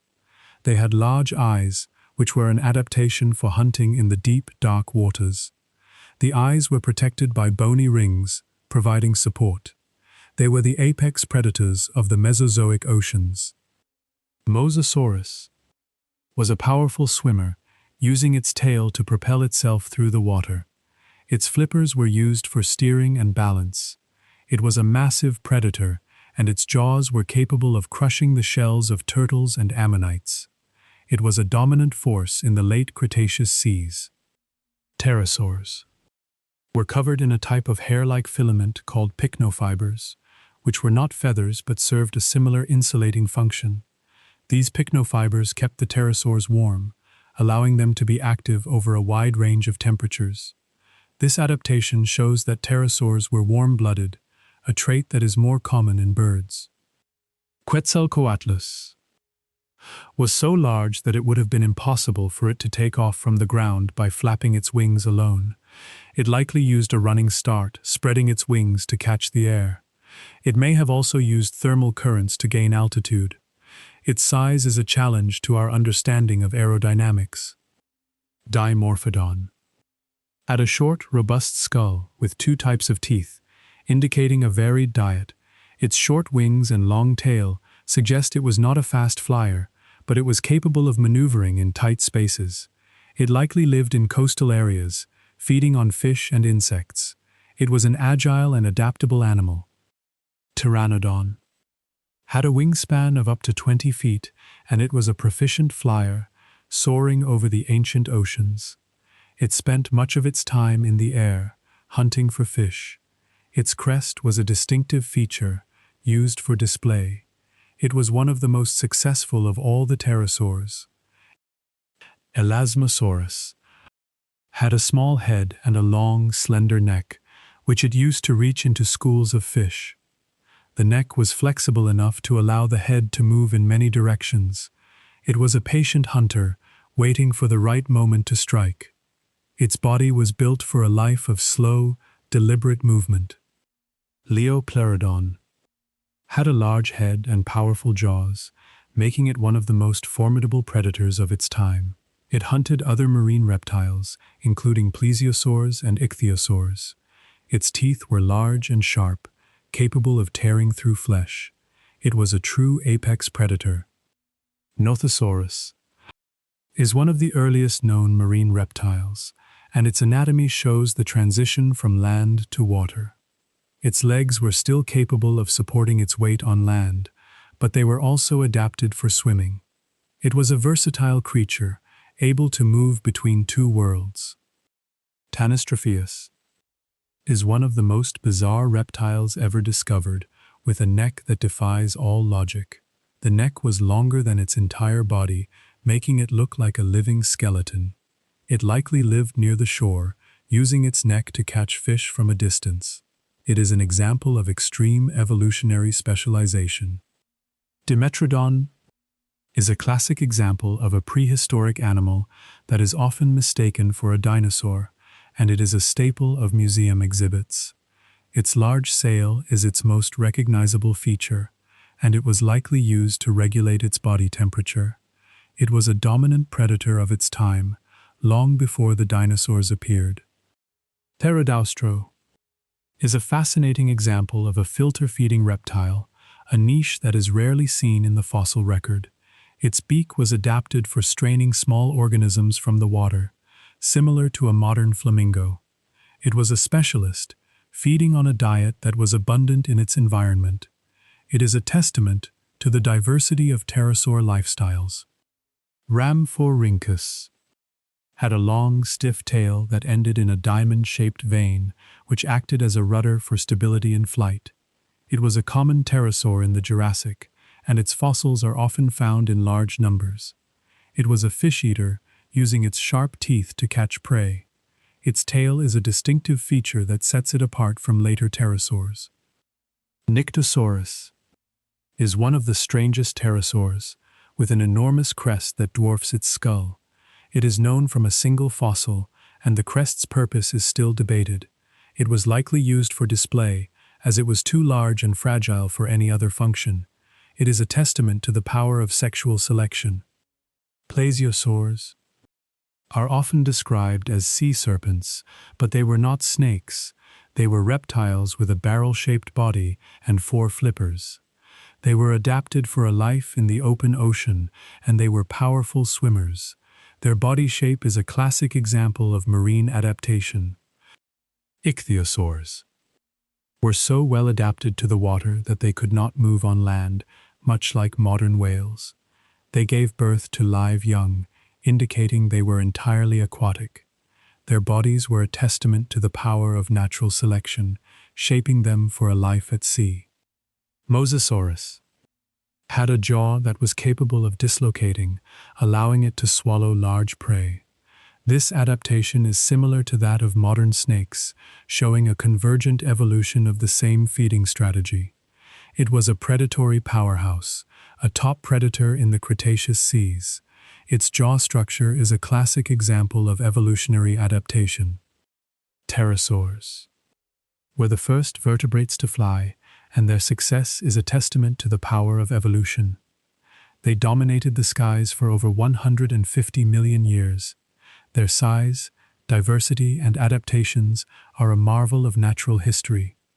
They were the undisputed rulers of the air.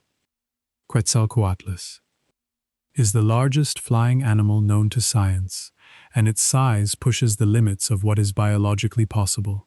Its existence challenges our understanding of flight mechanics. It was a giant among giants.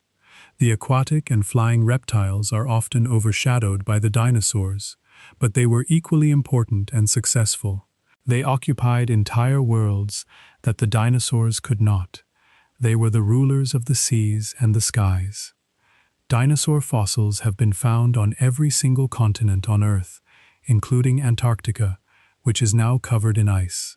This global distribution is a testament to the success of the dinosaurs, which thrived in every environment from the poles to the equator. The discovery of fossils in Antarctica was a significant milestone, proving that dinosaurs lived in what is now one of the most inhospitable places on the planet. The continent was once forested and temperate, a very different world from the frozen desert of today. The fossils tell the story of a global dominance that spanned the entire planet. The first dinosaur fossil discovered in Antarctica was a theropod, found in 1991 on the remote James Ross Island. This discovery was a landmark event in paleontology, confirming that dinosaurs had reached the southernmost continent. The fossil was a single bone, a piece of a larger skeleton that had been eroded by the ice. It was a small but significant find, opening up a new frontier in dinosaur research. The bone was a clue to a lost world beneath the ice. More than 700 distinct species of non-avian dinosaurs have been named and described by paleontologists. This number is constantly changing as new species are discovered and old ones are reclassified. The 700 species represent a fraction of the total diversity that existed during the Mesozoic. The actual number of species that lived is likely in the thousands, but most are lost to time. The fossil record is an incomplete archive of the past. It is estimated that less than 1% of all dinosaur species that ever lived have been discovered and named. This staggering statistic highlights the incompleteness of the fossil record. The vast majority of dinosaurs that ever lived are unknown to science. Their bones turned to dust long ago. The fossils we find are a lucky sample, a tiny fraction of the total population. The rest are gone forever, lost to the processes of erosion and decay. The largest Triceratops skull ever discovered measures about 8 feet in length, a massive structure of bone and keratin. This skull is one of the most impressive dinosaur fossils ever found, a testament to the size and power of this ceratopsian. The skull was found in the United States, in the Hell Creek Formation, a rich source of dinosaur fossils. It is a symbol of the giant creatures that once roamed the earth. The longest dinosaur tracks are known as the Paluxy River tracks, located in Texas, and they stretch for hundreds of feet. These tracks are a famous example of dinosaur footprints preserved in stone, showing the movement of large sauropods. The tracks were made in the Cretaceous period, when the area was a muddy riverbank. They provide a direct record of dinosaur behavior, a snapshot of their daily lives. The footprints are a physical echo of the past. The oldest known dinosaur eggs are about 190 million years old, dating back to the early Jurassic period. These eggs were discovered in South Africa and are some of the earliest evidence of dinosaur reproduction. The eggs are small, about the size of a hen's egg, suggesting they were laid by a relatively small dinosaur. The age of the eggs is a testament to the deep history of dinosaur reproduction. They are a window into the earliest days of the dinosaurs. The footprints of a sauropod called Sauroposeidon are over 3 feet wide, a staggering size that reflects the immense bulk of the animal. These prints are among the largest dinosaur footprints ever found, and they were discovered in the United States. The size of the prints is a direct measure of the size of the animal that made them. They are a testament to the giant size of the sauropods. Tyrannosaurus rex. Tooth can be up to 12 inches long, including the root, making it one of the largest teeth of any carnivorous dinosaur. The tooth was a serrated, bone-crushing weapon designed to tear through flesh and bone. The root of the tooth was deeply embedded in the jaw, providing a solid anchor for the bite. The tooth is a symbol of the power of the apex predator. The fossil record is biased in favor of animals that lived near water, because the aquatic environment is more conducive to fossilization. Rivers, lakes, and oceans are places where sediment accumulates, burying and preserving the remains of animals. Animals that lived on land are less likely to be fossilized because their bones are exposed to the elements. This means that the fossil record is an incomplete sample, skewed towards certain habitats. The word fossil comes from the Latin word fossilis, which means dug up. This is a fitting name, as fossils are literally things that have been dug up from the ground. The term was used in ancient times to describe any object that was found buried in the earth. It is a simple word that captures the essence of paleontology. Fossils are a record of the past, dug up from the earth. The study of dinosaur trace fossils, such as footprints and burrows, is called ichnology. It is a specialized field of paleontology that focuses on the evidence of behavior, not just on the bones. Ichnologists study tracks, trails, and other signs of activity, piecing together the lives of ancient animals. The trace fossils are a direct record of behavior, a window into the daily routines of the dinosaurs. It is a field that brings the past to life. The first dinosaur discovered in North America was Hadrosaurus falkii, found in New Jersey in 1858. This discovery was a landmark event, proving that dinosaurs had lived on the North American continent. The fossil was a partial skeleton, found in a marl pit. It was named by Joseph Leidy, and it is a classic example of an American dinosaur. Megalosaurus was the first dinosaur to be scientifically named in 1824 by William Buckland. This was the beginning of dinosaur paleontology, the moment when these creatures were first recognized as a distinct group. The fossil was a jawbone, found in England, and it opened the door to a new era of scientific discovery. The name Megalosaurus is a historical artifact, a symbol of the early days of the field.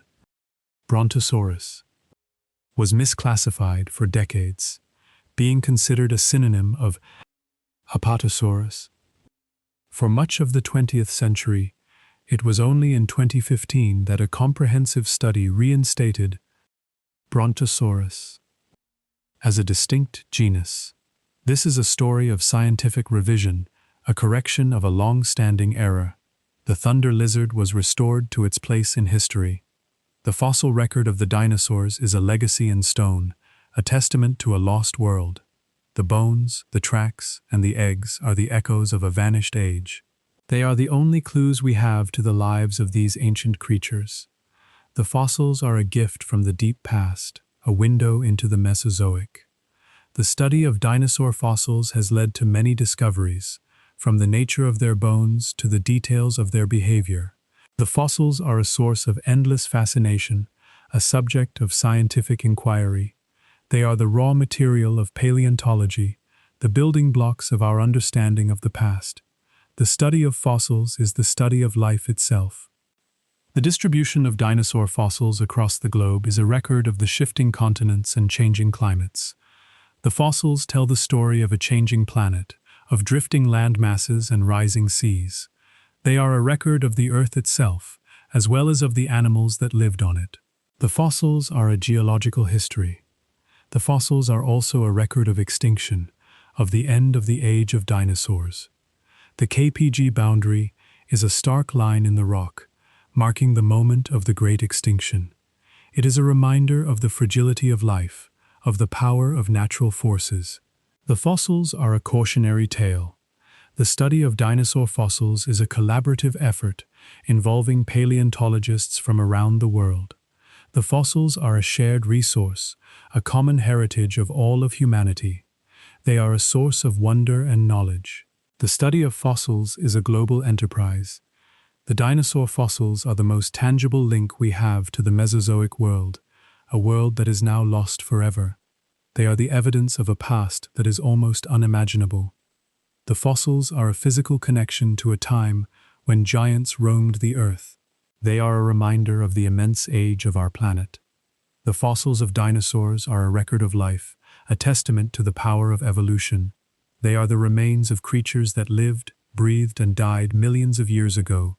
They are a story of survival and extinction, of rise and fall. The fossils are a history of life on Earth. The study of dinosaur fossils is a study of time, of the vast stretches of geological history. The fossils are a measure of deep time, a record of the immense age of the Earth. They are a reminder that human history is a mere blip on the timeline of life. The fossils are a humbling perspective. The fossils are also a source of wonder, a glimpse into a world that is utterly alien. They are a reminder of the incredible diversity of life on Earth. They are a testament to the creativity of evolution. The fossils are a source of endless fascination. The dinosaur fossils are a record of a lost world, a world that is gone forever. They are the only evidence we have of the age of dinosaurs, a time when reptiles ruled the Earth. The fossils are a window into that lost world, a glimpse of the past. They are a reminder of the transience of life. The study of dinosaur fossils is a journey into the past, a voyage through deep time. It is a story of discovery and wonder, of the slow uncovering of a lost world. The fossils are the guides on this journey, the clues to the past. The study of fossils is a grand adventure. The fossils are the echoes of the dinosaurs, the remnants of their lives. They are the only traces they left behind, the only record of their existence. The fossils are a legacy in stone. They are a testament to the time of the dinosaurs. Amargasaurus had two parallel rows of tall spines along its neck, a feature that is unique among all known dinosaurs. These spines were extensions of the vertebrae, projecting upward like a double row of sails. They were not used for defense, as they were too delicate to withstand a blow.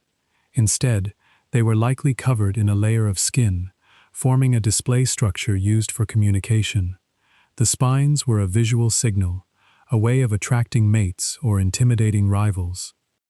Centaurosaurus had a unicorn crest that protruded forward from its skull, a feature that is unlike any other hadrosaur. The crest was a long, hollow tube that projected from the top of the head. It was likely used for display, but it may also have been used for sound production. The function of the crest is still debated, but its appearance is undeniably strange. It is one of the most bizarre head ornaments in the dinosaur world. Dinosaurus had a sail on its back, much like Spinosaurus, but it was an ornithomimid, a group of dinosaurs that typically lacked such features. Its sail was formed by the elongated spines of its vertebrae, creating a large, hump-like structure on its back. The sail may have been used for thermoregulation, display, or even for fat storage. The discovery of a complete skeleton of Dinosaurus revealed a truly bizarre creature that defied expectations. Caudipteryx had a fan of feathers on its tail, like a peacock, a feature that was likely used for display. The tail feathers were long and symmetrical, not well suited for flight. They were likely used to attract mates or to signal to other members of its species. The presence of a tail fan in a non-avian dinosaur is evidence of early sexual selection. It was a creature of showmanship, displaying its feathers to the world. Nomingia had a similar tail fan of fused vertebrae, supporting a structure of feathers that formed a distinct plume. The tail was short and stiff, with the feathers sprouting from the end. This fan was likely used in courtship displays, a way of showing off to potential partners. It was a specialized structure adapted for communication. The tail fan is a sign of complex social behavior. Gigantoraptor was an oviraptorid that reached the size of a bus, a massive creature that was far larger than any other member of its family. It was over 25 feet long and weighed several tons. Its size is a remarkable example of gigantism within a group that was typically small. It was a giant among the oviraptorids, a creature of unprecedented size. Protarchaeopteryx had symmetrical feathers, which are not ideal for flight, but they were still used for display. Symmetrical feathers are found in modern birds that do not fly, such as ostriches. The feathers were likely used for insulation or display, not for powered flight. They are a sign that the evolution of feathers was a gradual process. Epidendrosaurus may have been an arboreal dinosaur, meaning it lived in trees, based on the structure of its feet and tail. It had long, grasping fingers and a flexible tail, suggesting it was adapted for climbing. It is one of the few dinosaurs that is thought to have lived in trees. Its arboreal lifestyle was a unique adaptation among its relatives. Shuvuia had a short, bird-like skull and a single claw on its hand, a feature that was specialized for digging. The claw was large and robust, likely used to break open termite mounds or to dig for insects. It was a specialized forager, adapted to a specific diet. Its short skull was an adaptation for feeding on small, soft-bodied prey. Mononicus had a single large claw on each hand, a feature that is unique among theropods. The claw was curved and sharp, likely used for digging. It was a specialized tool, adapted for a specific purpose. It was a small, long-legged dinosaur that likely used its claws to dig for food or to build nests. Alvarezsaurus was a small, long-legged dinosaur from Argentina, and it was the namesake of the Alvarezsaurid family. Its name means Alvarez's lizard. It was a small, fast-moving dinosaur that likely fed on insects. Its long legs were adapted for running, and its short arms were specialized for digging. It is a classic example of a small, specialized theropod. Saurornithoides had large eyes, which suggest it was adapted for hunting in low-light conditions. The large eyes would have given it excellent night vision. It may have been a nocturnal predator, hunting in the dark. The adaptation for low-light vision is a sign of a specialized hunting style. Therizinosaurus had the longest claws of any known animal, measuring over 3 feet in length. These claws were curved and sharp, but they were likely used for gathering vegetation, not for fighting. The claws were used to pull down branches, bringing the leaves within reach. It was a herbivorous theropod, a rare and unusual adaptation. Khan had a crest on its skull, a feature that was likely used for display. The crest was small and rounded, located on the top of the head. It was a visual signal, a way of indicating species identity. The crest is a subtle but distinctive feature of this oviraptorid. Incisivosaurus had buck-toothed incisors, which were unlike any other dinosaur. The incisors were large and protruding, giving the animal a rabbit-like appearance. They were likely used for gnawing on plants or seeds. It is a unique adaptation that sets it apart from other theropods.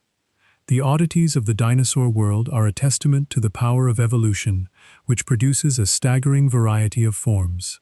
The bizarre features were often the result of sexual selection, where traits that were attractive to mates became exaggerated over time. They are a reminder that evolution does not always lead to practicality, but often to the extravagant. The extinct oddities are a showcase of nature's creativity.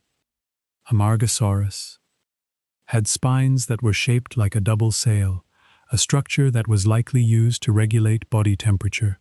The spines were covered in blood vessels, allowing the animal to absorb or release heat. It was a passive thermoregulatory device, a way of maintaining a stable internal temperature.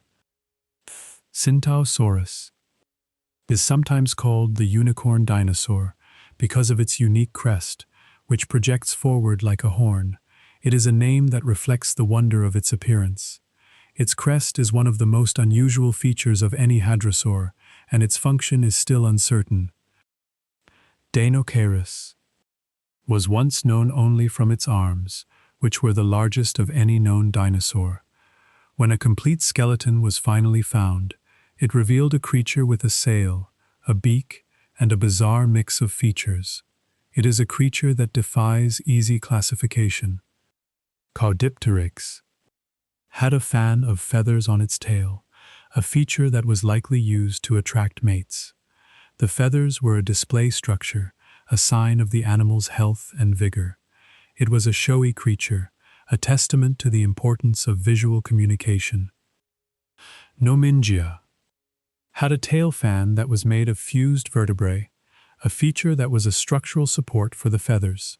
The tail was a rigid platform, a solid base for the display. It was a specialized structure, an adaptation for a specific function. Gigantoraptor was a giant among its kind, a creature that reached an enormous size. It is a sign that the Oviraptorids were a diverse group, with some species reaching truly massive proportions. It is a testament to the adaptive radiation of the group. Protarchaeopteryx is one of the earliest feathered dinosaurs, and its feathers were not used for flight. The feathers were likely used for insulation or display. It was an early experiment in feather evolution, a step on the path to modern birds. Epidendrosaurus is one of the few dinosaurs that is thought to have lived in trees, and its anatomy is adapted for an arboreal lifestyle. It had long fingers and a flexible tail, perfect for climbing. Shibuya had a single claw on its hand that was adapted for digging, a specialized tool for a specific diet. It was a small, fast-moving dinosaur, a specialist in a unique niche. Mononychus is an example of extreme specialization, with a single claw on each hand that was used for digging. It is a creature that is adapted for a specific way of life. Alvarezsaurus was a small, long-legged dinosaur, an agile runner that could escape predators. It represents a different branch of the theropod family tree. Saurornithoides had large eyes, a clear adaptation for nocturnal hunting. It is one of the few dinosaurs that may have been active at night. Therizinosaurus was a herbivore with massive claws, a creature that defies the typical image of a theropod. It is a reminder that the theropods were a diverse group with many different lifestyles. Khan had a small crest on its skull, a feature that was likely used for display. It was a subtle feature, a sign of species identity. Incisivosaurus had buck teeth, a unique feature among theropods, and it was likely a herbivore. The bizarre features of these dinosaurs are a testament to the diversity of life in the Mesozoic, a time of incredible evolutionary experimentation. The creatures were adapted to a wide range of niches, filling every possible role in the ecosystem. The oddities are a record of the creativity of evolution. They are a reminder that the world of the dinosaurs was stranger than we can imagine. The Bone Wars was a period of intense rivalry between two paleontologists, Edward Drinker Cope and Othniel Charles Marsh, that took place in the late 19th century. This rivalry was a bitter competition to discover and name the most new dinosaur species, and it was marked by espionage, theft, and public feuds. The two men were once colleagues, but they became bitter enemies, each trying to outdo the other. The Bone Wars were a scandalous episode in the history of science, but they also produced a vast amount of new knowledge. The rivalry was a race for scientific glory. Cope and Marsh named over 100 new dinosaur species together, many of which are still recognized today. Their prolific naming was a result of their intense competition, which drove them to publish as quickly as possible. However, the speed of their work also led to many errors, including the naming of species based on fragmentary remains. Many of their names have since been revised or discarded, but their contributions are still significant. They were the giants of early dinosaur paleontology. Stegosaurus was first described by Othniel Marsh in 1877, based on a partial skeleton found in Colorado. Marsh named the dinosaur roof lizard because he believed the plates lay flat on its back like roof tiles. His description of Stegosaurus is one of the most famous in paleontology, and it remains a classic example of an early dinosaur reconstruction. Marsh's work on Stegosaurus established it as one of the most recognizable dinosaurs. Triceratops was also first described by Othniel Marsh in 1889, based on a skull found in Wyoming. Marsh recognized it as a new type of horned dinosaur, and he named it three-horned face. His description of Triceratops was one of the last major contributions of his career. The dinosaur has become one of the most famous of all, a symbol of the Cretaceous period. The first Tyrannosaurus rex skeleton was discovered in 1902 by Barnum Brown, a paleontologist working for the American Museum of Natural History. Brown found the skeleton in the Hell Creek Formation of Montana, and it was one of the most spectacular dinosaur discoveries of all time. The skeleton was incomplete, but it was enough to establish T-Rex as a new species. Brown's discovery is one of the most famous events in the history of paleontology. Mary Anning was a fossil collector who lived in England in the early 19th century, and she discovered the first ichthyosaur skeleton at the age of 12. Her discovery was one of the most important fossil finds of the era, and it helped establish the science of paleontology. Anning was a self-taught expert, and she made many other important discoveries, including the first plesiosaur.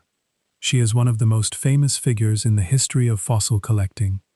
The first complete iguanodon skeleton was found in a Belgian coal mine in 1878, a remarkable discovery that changed our understanding of this dinosaur.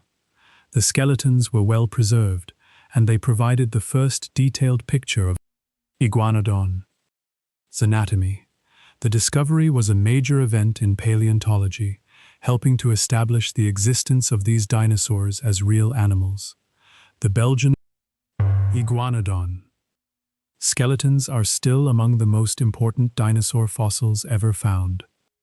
Diplodocus was named by Othniel Marsh in 1878, based on a partial skeleton found in Colorado. Marsh recognized it as a distinct type of sauropod, and he named it double beam in reference to its unique tailbones. His description of Diplodocus established it as one of the most iconic of all sauropods. The dinosaur has been a favorite of museums ever since. Allosaurus was named by Othniel Marsh in 1877, based on a partial skeleton found in Colorado. Marsh named it different lizard because its vertebrae were different from those of other dinosaurs.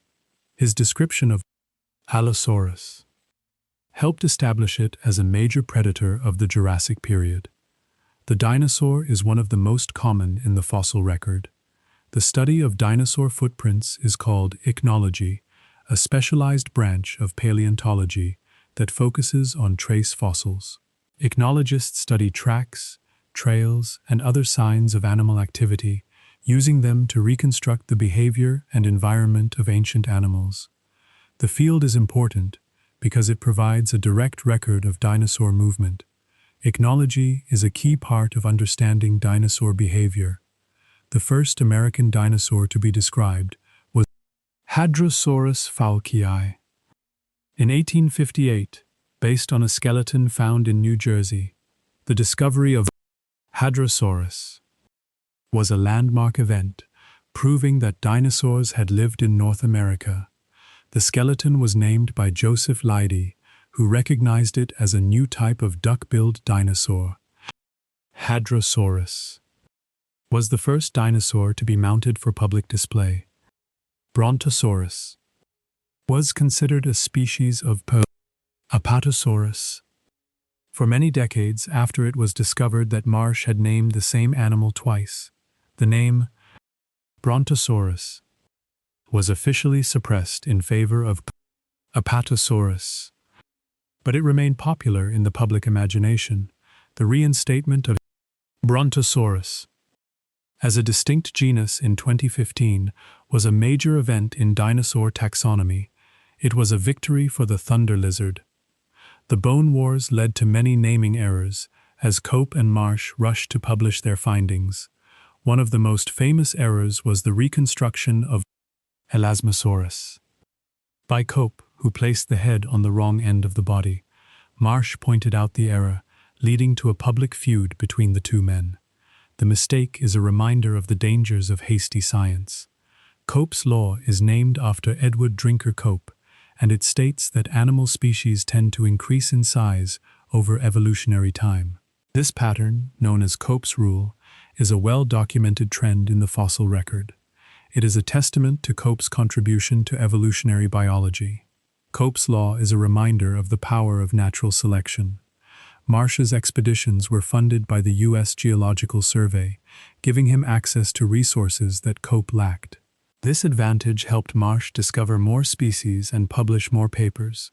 The funding was a major factor in the success of his paleontological career. It shows that science is often dependent on financial support. The Bone Wars were a period of intense rivalry, but they also spurred the discovery of many new dinosaur species. The competition drove both men to work harder and explore more widely. Their rivalry was a driver of scientific progress, despite its negative aspects. It was a conflict that produced knowledge.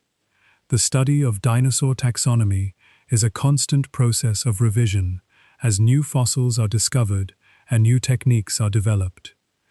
The classification of dinosaurs is always changing, reflecting the progress of science. The system is never static, always evolving. Taxonomy is a dynamic field.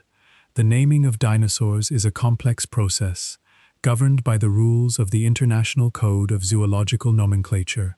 The rules are designed to ensure that each name is unique and stable. The system is not always perfect, but it provides a framework for scientific communication. Nomenclature is a foundation of paleontology. The patterns of dinosaur evolution are a subject of ongoing research, with many questions still unanswered. The origin of the dinosaurs, their rise to dominance, and their eventual extinction are all areas of active study. The patterns are slowly being revealed by new fossils and new technologies. Dinosaur evolution is a story still being written. The theories of dinosaur biology, such as the warm-blooded debate, have shaped the field for decades. The question of whether dinosaurs were warm-blooded or cold-blooded is still unresolved. It is a subject of active debate, a central question in dinosaur paleontology. The theories reflect the changing state of scientific knowledge. The study of dinosaur patterns and theories is a window into the history of science itself, a record of how our understanding of these creatures has evolved. The bone wars, the naming errors, and the shifting theories are all part of the story. It is a story of human endeavor, of the search for knowledge. The patterns and theories are a legacy of the past. The oxygen levels during the Mesozoic were significantly higher than they are today, reaching around 30% compared to the current 21%. This elevated oxygen concentration was a result of the extensive forests and the warm, wet climate that promoted plant growth. The high oxygen levels may have been a factor in the large size of the dinosaurs, allowing for more efficient respiration and greater metabolic activity. It also allowed for the existence of giant insects, such as dragonflies with wingspans of over 2 feet. The air was thicker with oxygen, a world of higher energy. The high oxygen levels may have allowed for the evolution of the giant dinosaurs, as their large bodies required a significant amount of oxygen to function. The elevated oxygen content would have supported a higher metabolic rate, allowing for more active lifestyles. The connection between oxygen levels and dinosaur size is a subject of ongoing research, but it is a plausible explanation for their gigantism. The air they breathed was more vital, more charged with life. Carbon dioxide levels during the Mesozoic were much higher than they are today, creating a strong greenhouse effect that kept the planet warm. The high levels of carbon dioxide were a result of volcanic activity and the lack of polar ice caps. This greenhouse effect led to a warm, stable climate that was ideal for the growth of lush vegetation. The high CO2 levels were a key factor in the world of the dinosaurs. The atmosphere was a blanket of heat. The poles during the Mesozoic were covered in temperate forests, not ice, a stark contrast to the frozen landscapes of today.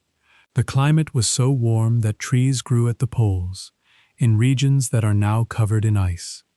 These polar forests were home to dinosaurs that were adapted to the long periods of darkness and light. The poles were green and lush, a world of forests and ferns.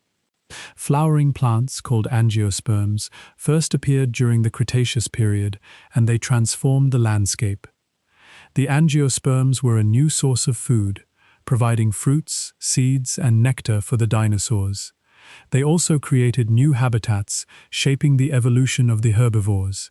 The appearance of flowering plants was a major event in the history of life, a botanical revolution. Pine trees, which are gymnosperms, appeared long before the dinosaurs, during the Carboniferous period. They were already ancient by the time the first dinosaurs evolved. The pine trees were a dominant part of the landscape, providing a source of food for the herbivores. The pines were a constant presence, a familiar sight in the Mesozoic world.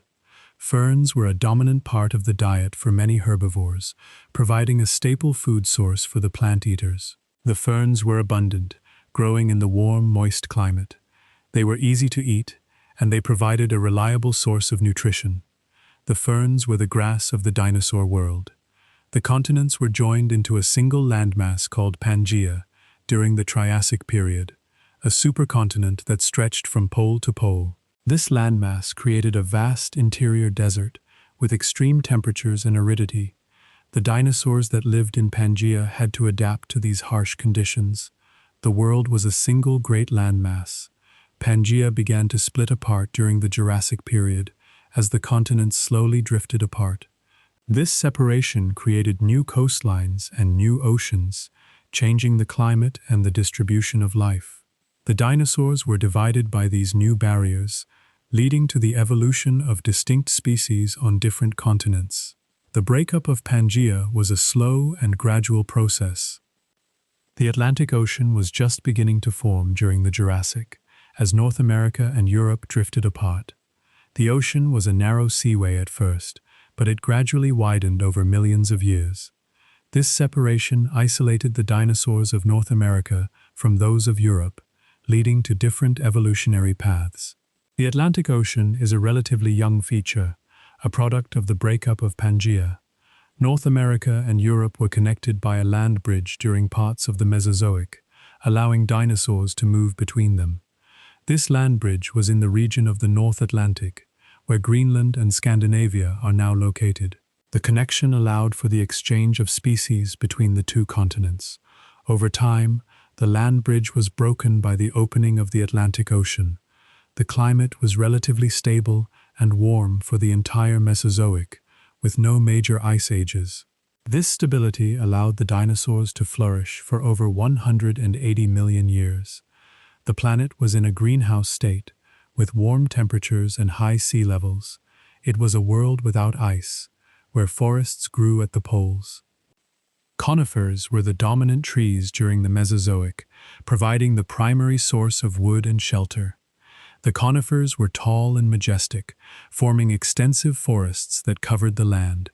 They were an essential part of the ecosystem, providing food and habitat for the dinosaurs. The conifers were the backbone of the Mesozoic forests. Cycads were also common in dinosaur times, a group of plants that resembled modern palms. The cycads were slow-growing and tough, providing a durable source of food for the herbivores.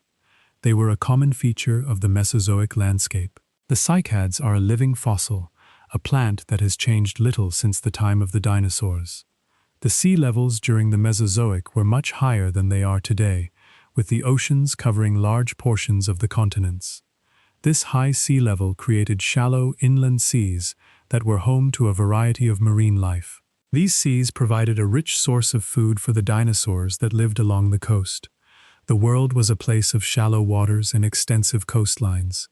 The Mesozoic was a world of warmth and stability, a greenhouse planet that supported a vast array of life. The climate was a key factor in the success of the dinosaurs. The soil was rich and the sky was warm. The study of the Mesozoic environment is called paleo-environmental reconstruction, a field that combines geology, biology, and climatology. It is a way of understanding the world of the dinosaurs, of piecing together the conditions that shaped their lives. The field is a key part of dinosaur science. The paleo-environment of the Mesozoic was a world of lush vegetation, warm temperatures, and high sea levels. It was a world that is very different from our own. The study of this world is a way of understanding the past. The Mesozoic was a time of transition, of change and adaptation. The continents were moving, the climate was shifting, and life was evolving. It was a world in flux, a world of constant change. The paleo-environment of the Mesozoic is a subject of ongoing research, with new discoveries constantly revealing new details.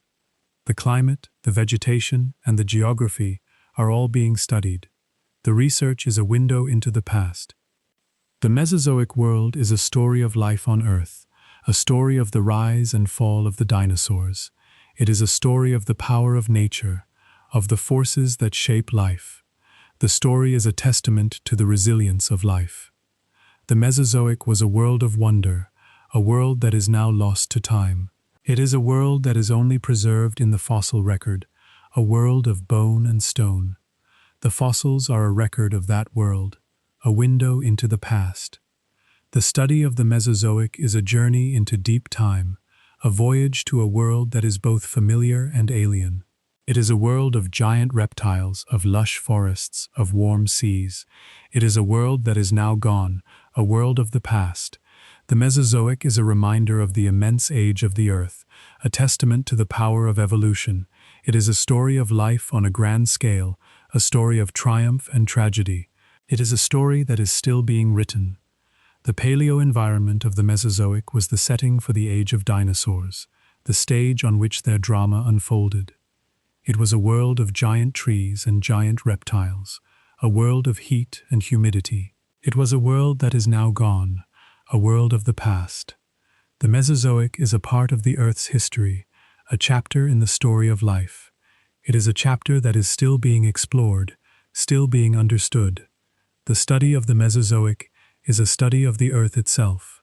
The Mesozoic is a world of the past, a world that is only preserved in the rock. It is a world that we can only imagine, a world of the unknown. But the fossils are a guide, a path into that lost world. They are a window into the soil and sky of the Mesozoic. Ankylosaurus was covered in bony armor from head to tail, making it one of the most heavily defended dinosaurs ever to exist. The armor consisted of thick, bony plates embedded in the skin, forming a protective shield over the animal's back and sides. Even its eyelids were armored, a remarkable adaptation that provided protection for its eyes. The armor was a passive defense, a suit of living bone that repelled attacks. It was a living fortress. Stegosaurus used its tail spikes, a structure often called a thagomizer, as a formidable weapon against predators. The thagomizer consisted of 4 to 6 sharp spikes at the end of the tail, each one capable of inflicting serious damage. The tail was flexible and muscular, allowing the animal to swing it with considerable force. The thagomizer was an active defense, a weapon that could be aimed and used. It was a deterrent against attack. Triceratops used its 3 horns for defense, a powerful array of weaponry that could repel even the largest predators. The 2 large horns above the eyes were used for thrusting, capable of impaling an attacker. The smaller horn on the nose was used for additional protection. The horns were a visual signal as well, a warning of the animal's formidable capabilities. They were a weapon of intimidation and defense. Styracosaurus had a spiked frill, a ring of sharp spikes projecting outward from the edge of its bony frill. The frill was covered in skin, and the spikes were long and sharp, providing a formidable defense for the neck. The frill was also used for display, but its defensive function was significant. The spiked frill was a shield and a weapon combined. Euoplocephalus was an ankylosaur with armor that extended over its eyes, providing a layer of protection for its most vulnerable organs. The armor was made of thick, bony plates that covered the eyelids, forming a protective brow. This adaptation shows the level of predation pressure that these animals faced. The armor was comprehensive, covering every part of the body. Polacanthus had shoulder spikes, a feature that is unusual among ankylosaurs. The spikes were large and sharp, projecting outward from the shoulders. They provided protection for the sides of the animal, a vulnerable area for a grazing herbivore. The spikes were an additional layer of defense, a weapon that protected the flanks. Edmontonia had large shoulder spikes, even more prominent than those of Polacanthus. The spikes were massive, providing a significant obstacle for any predator. They were a deterrent, a signal that the animal was not an easy target. The shoulder spikes were a formidable weapon, a way of protecting the vital organs. Pachycephalosaurus used its dome-shaped head for headbutting, a form of defense that was also used for social competition. The dome was made of thick, solid bone, capable of withstanding the impact of a powerful collision. The headbutting was a way to establish dominance, not to kill. It was a display of strength and endurance. Kentrosaurus had shoulder spikes, a feature that is unusual among stegosaurs. The spikes were long and sharp, projecting outward from the shoulders. They provided protection for the sides of the animal, a vulnerable area. The shoulder spikes were an additional layer of defense, a weapon that protected the flanks. Saichania was a heavily armored ankylosaur, with a thick coating of bone that covered its entire body. The armor was so extensive that the animal was almost completely protected from attack. It was a living tank, a creature that could withstand almost any assault. The armor was its primary defense. Pinacosaurus was another armored dinosaur, a close relative of Saichania, that was also covered in bony plates. The armor was similar in design, providing a comprehensive layer of protection. It was a slow-moving animal, but its armor made it a difficult target. The armor was its ticket to survival. Protoceratops had a small frill on its head, a feature that was likely used for display and for defense. The frill was not as large as that of Triceratops, but it still provided some protection for the neck. It was a visual signal, a way of communicating with other members of its species. The frill was a versatile structure. Pitacosaurus had no frill, but it did have bristles on its tail, which may have served a defensive function. The bristles were stiff and pointed, potentially used to deter predators. They were a unique adaptation, a feature that is not seen in other ceratopsians. The bristles were a form of protection. Hylaeosaurus had armor along its back, a feature that was typical of many ankylosaurs. The armor consisted of bony plates embedded in the skin, forming a protective ridge along the spine. It was a simple but effective defense, providing protection for the most vulnerable part of the body. The armor was a passive defense. Gastonia had a spiked tail club, a feature that is unusual among nodosaurids. The tail was armed with sharp spikes which could be used to strike at predators. It was a weapon of last resort, a way of defending itself when cornered. The tail club was a formidable weapon. The defense mechanisms of the dinosaurs were a testament to the pressures of natural selection, the constant struggle for survival. The armor, the spikes, the horns, and the clubs were all adaptations that helped these animals survive in a dangerous world. They were the tools of survival, the weapons of the underdog. The defenses were a response to the threat of predation. The defenses were also a record of the coevolution of predators and prey, a dance of adaptation that has been repeated throughout history. The predators evolved new ways to attack, and the prey evolved new ways to defend themselves. It was an evolutionary arms race, a competition that shaped the course of life. The study of dinosaur defense mechanisms is a study of the strategies of survival, of the ways that animals protect themselves from harm. It is a field that combines anatomy, behavior, and ecology. The study of defenses is a way of understanding the past. The defense mechanisms were not just passive, they were also active, used in displays and competitions. The horns and frills were used in mating rituals, as well as in fights with rivals. The defenses were multi-purpose, serving both social and protective functions. The armor of the ankylosaurs was a form of passive protection, a suit of bone that repelled attack. The spikes of the stegosaurs were a form of active defense, a weapon that could be wielded. The horns of the ceratopsians were a form of both, used for defense and for display. The defense mechanisms of the dinosaurs are a testament to the creativity of evolution, the way that life finds a way to survive. The armor, the spikes, and the horns are all solutions to the same problem, the threat of being eaten. They are a record of the struggle for survival. The defenses were also a sign of the beauty of evolution, the way that function and form come together. The armor is not just functional, it is also beautiful, a pattern of bone and texture that is pleasing to the eye. The defenses are a testament to the aesthetic of natural selection.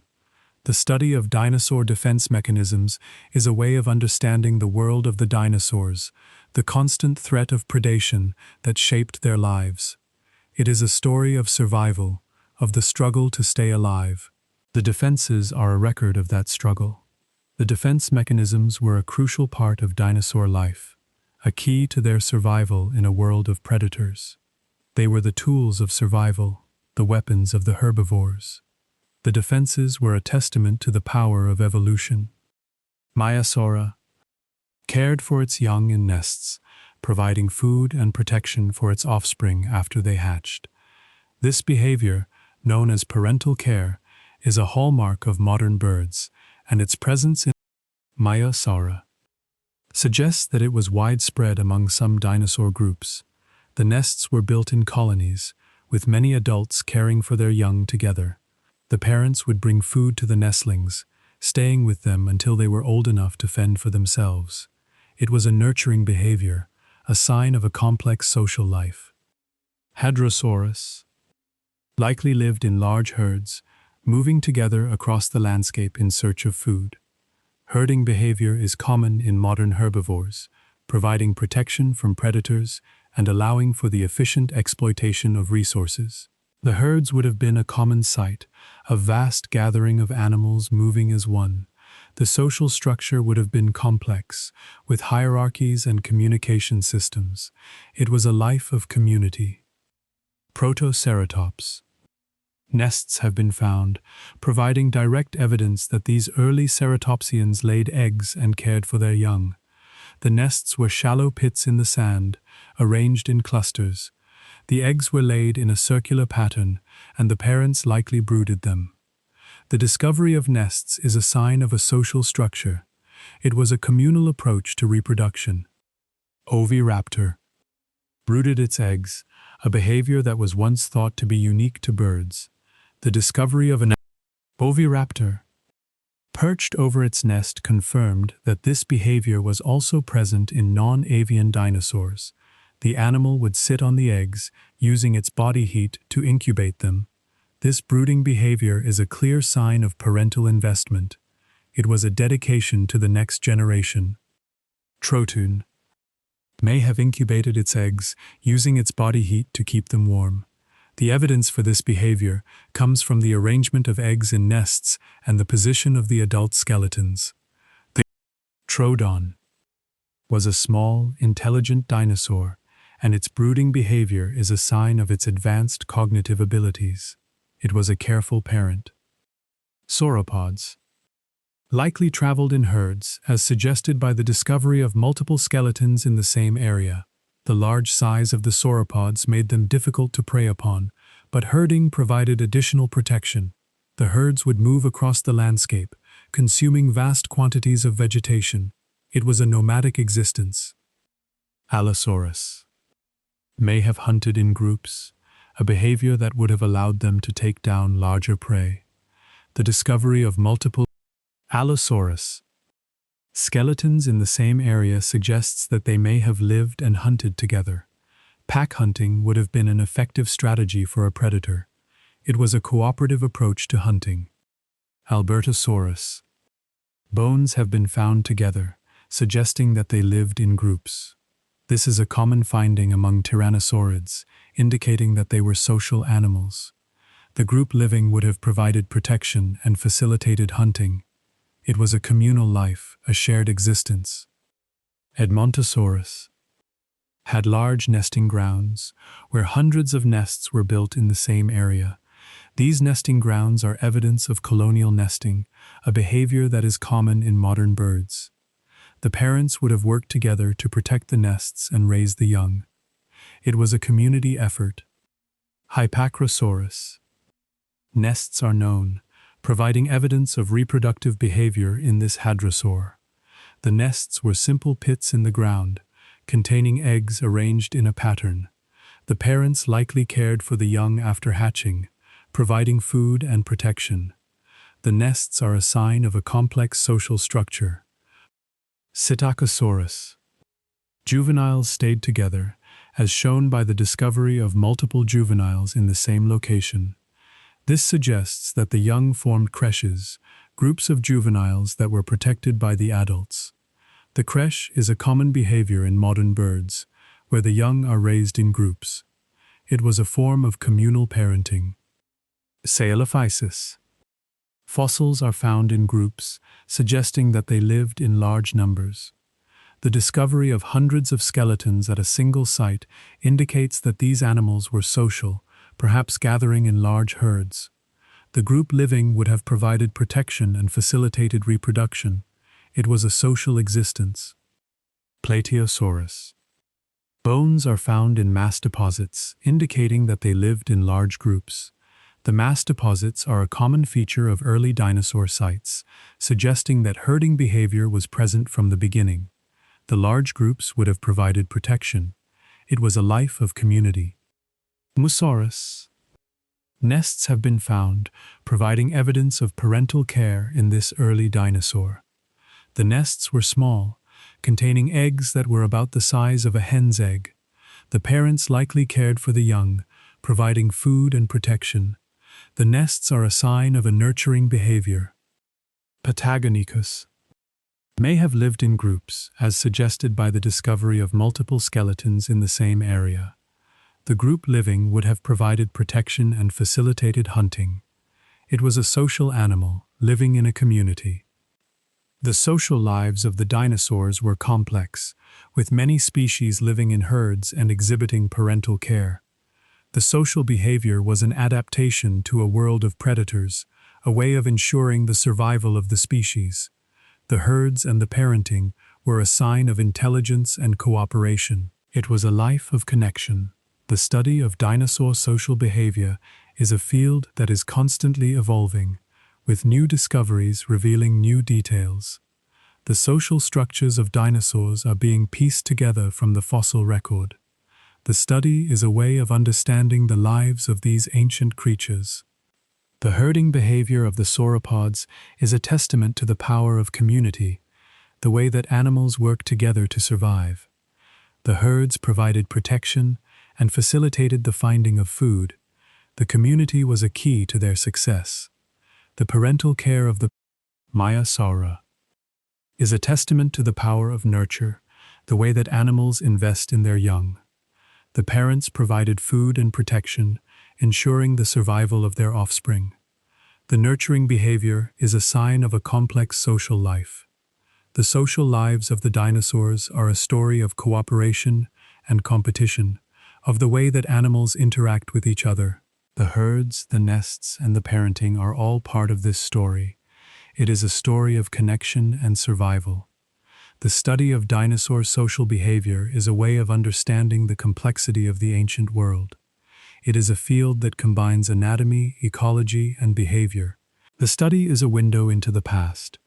The social lives of the dinosaurs are a testament to the diversity of life, the many ways that animals have adapted to their environment.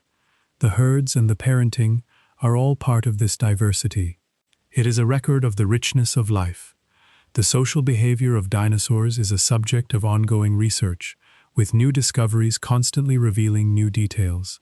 The social structures are being studied, the behavior is being analyzed. The research is a journey into the past. The social lives of the dinosaurs are a story of survival, of the way that animals work together to overcome the challenges of their environment.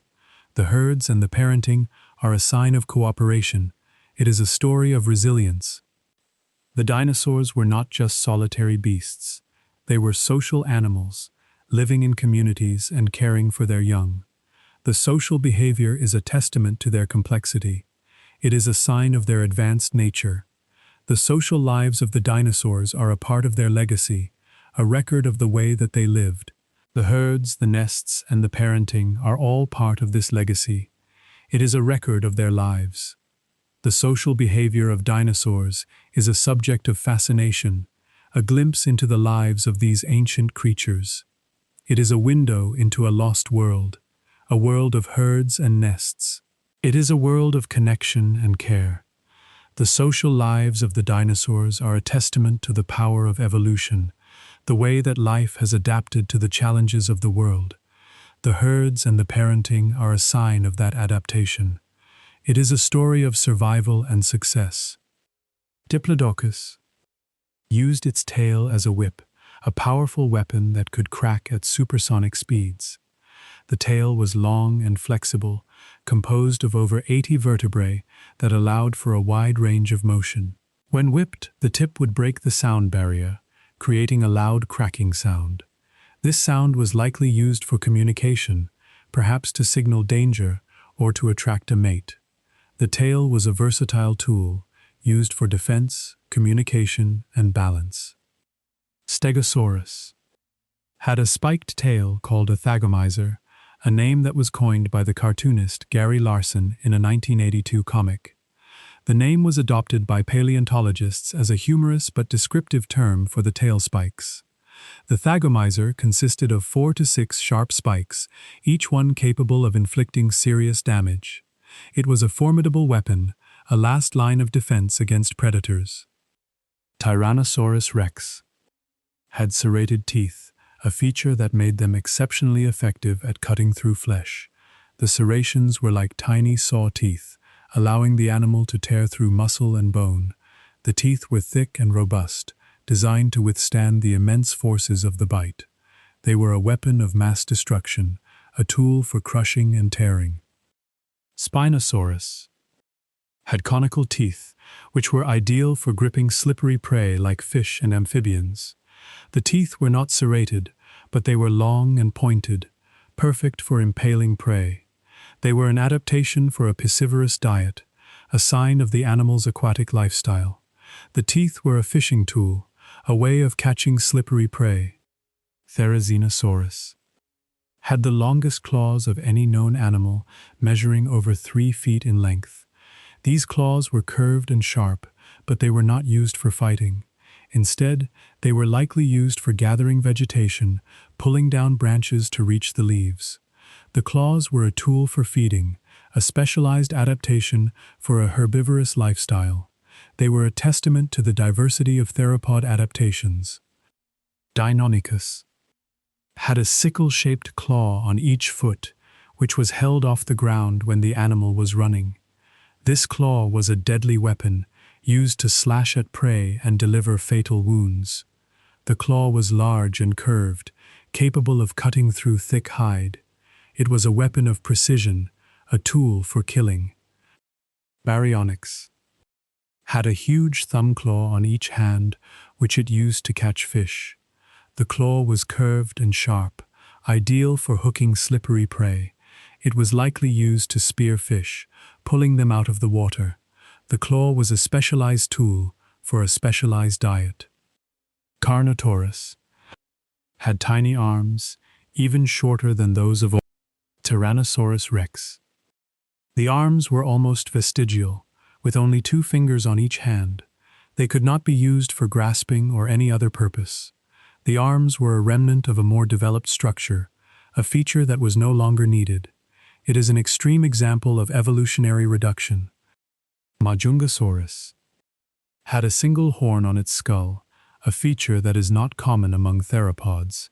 The horn was located on the top of the nose, and it was likely used for display. The horn was a visual signal, perhaps for attracting mates or intimidating rivals. It was not a weapon, but a signaling device. Ceratosaurus had a horn on its nose, similar to the horn of a rhinoceros. The horn was made of bone and covered with a sheath of keratin. It may have been used in mating displays or in combat with rivals. The horn is a prominent feature, giving the animal a distinctive appearance. Dilophosaurus had 2 thin crests on its head, which were likely used for display. The crests were made of bone and covered with skin, forming a distinct ridge. They were too fragile to be used for fighting, so they served a purely visual purpose. The crests were a signal of fitness, indicating the health and vigor of the individual. Parasaurolophus had a long, hollow crest that extended backward from its skull. The crest was connected to the respiratory system and was used for sound production. It could produce low-frequency sounds that traveled over long distances. The crest was a communication device, a way of staying in touch with the herd. Corythosaurus had a helmet-shaped crest, which was solid in some parts and hollow in others. The crest was used for sound production, creating a distinct call. The shape of the crest varied between species, suggesting that each species had its own unique call. The crest was a species-specific signaling device. Lambeosaurus had a hatchet-shaped crest, with a blade that extended forward from the skull. The crest was hollow and connected to the respiratory system. It was used for producing loud, low-frequency sounds. The crest was a social signal, used for communication among individuals. Saurolophus had a solid crest, unlike the hollow crests of its relatives. The crest was made of solid bone and projected backward from the skull. It may have been used for display, but it could not have been used for sound production. The crest was a visual signal, indicating species identity and fitness. The body parts of the dinosaurs were a record of their lives, telling the story of how they moved, ate, and defended themselves. The tails, teeth, and claws were adapted to the specific needs of each species. They were the tools of survival, shaped by millions of years of evolution. The study of dinosaur body parts is a study of function, of how the anatomy of these animals was adapted to their way of life. The tails, teeth, and claws were all functional, serving a specific purpose. The study of these structures is a way of understanding the biology of the dinosaurs. The teeth of the herbivores were adapted for grinding plants, while the teeth of the carnivores were adapted for cutting flesh. The teeth were a reflection of the diet, a record of what the animal ate. The teeth are a key to understanding the ecology of the dinosaurs. The claws of the theropods were used for gripping and slashing, while the claws of the herbivores were used for defense and foraging. The claws were a reflection of the animal's lifestyle. The claws are a record of the behavior of the dinosaurs. The tails of the sauropods were used for balance and communication, while the tails of the ankylosaurs were used for defense. The tails were a versatile appendage, adapted to a wide range of functions. The tails are a record of the versatility of dinosaur anatomy. The crests of the hadrosaurs were used for sound production, a way of communicating with other members of the species.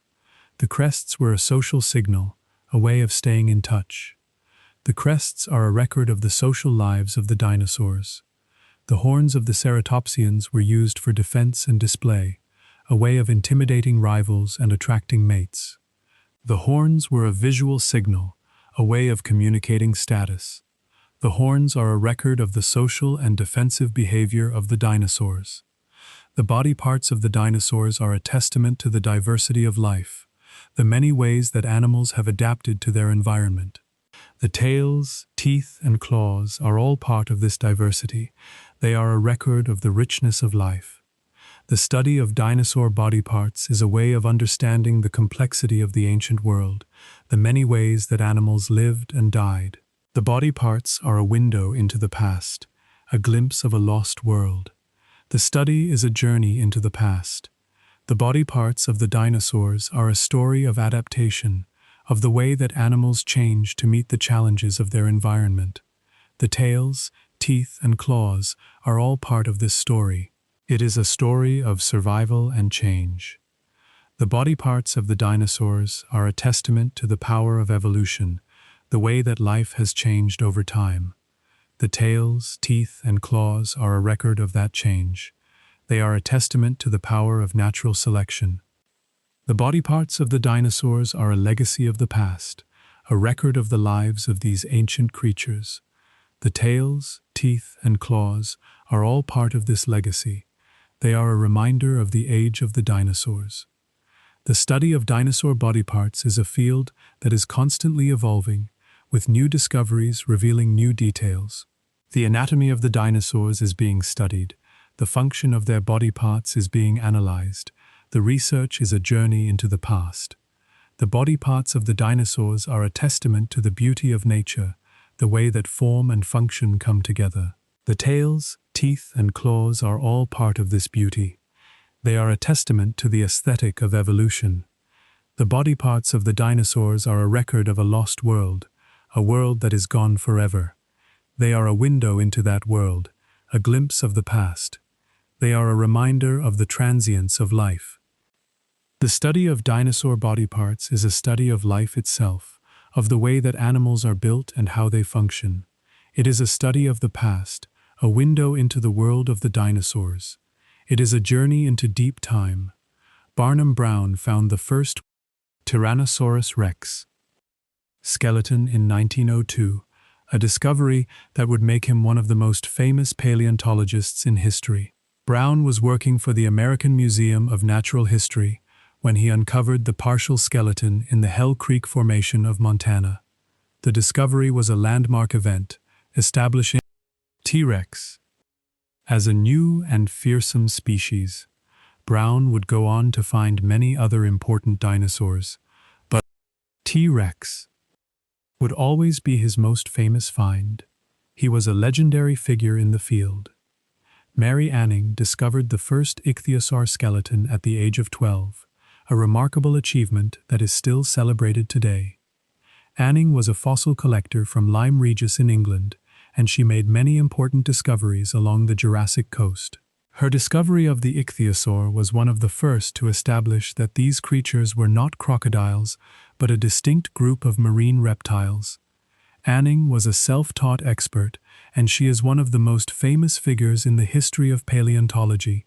Her work laid the foundation for many later discoveries.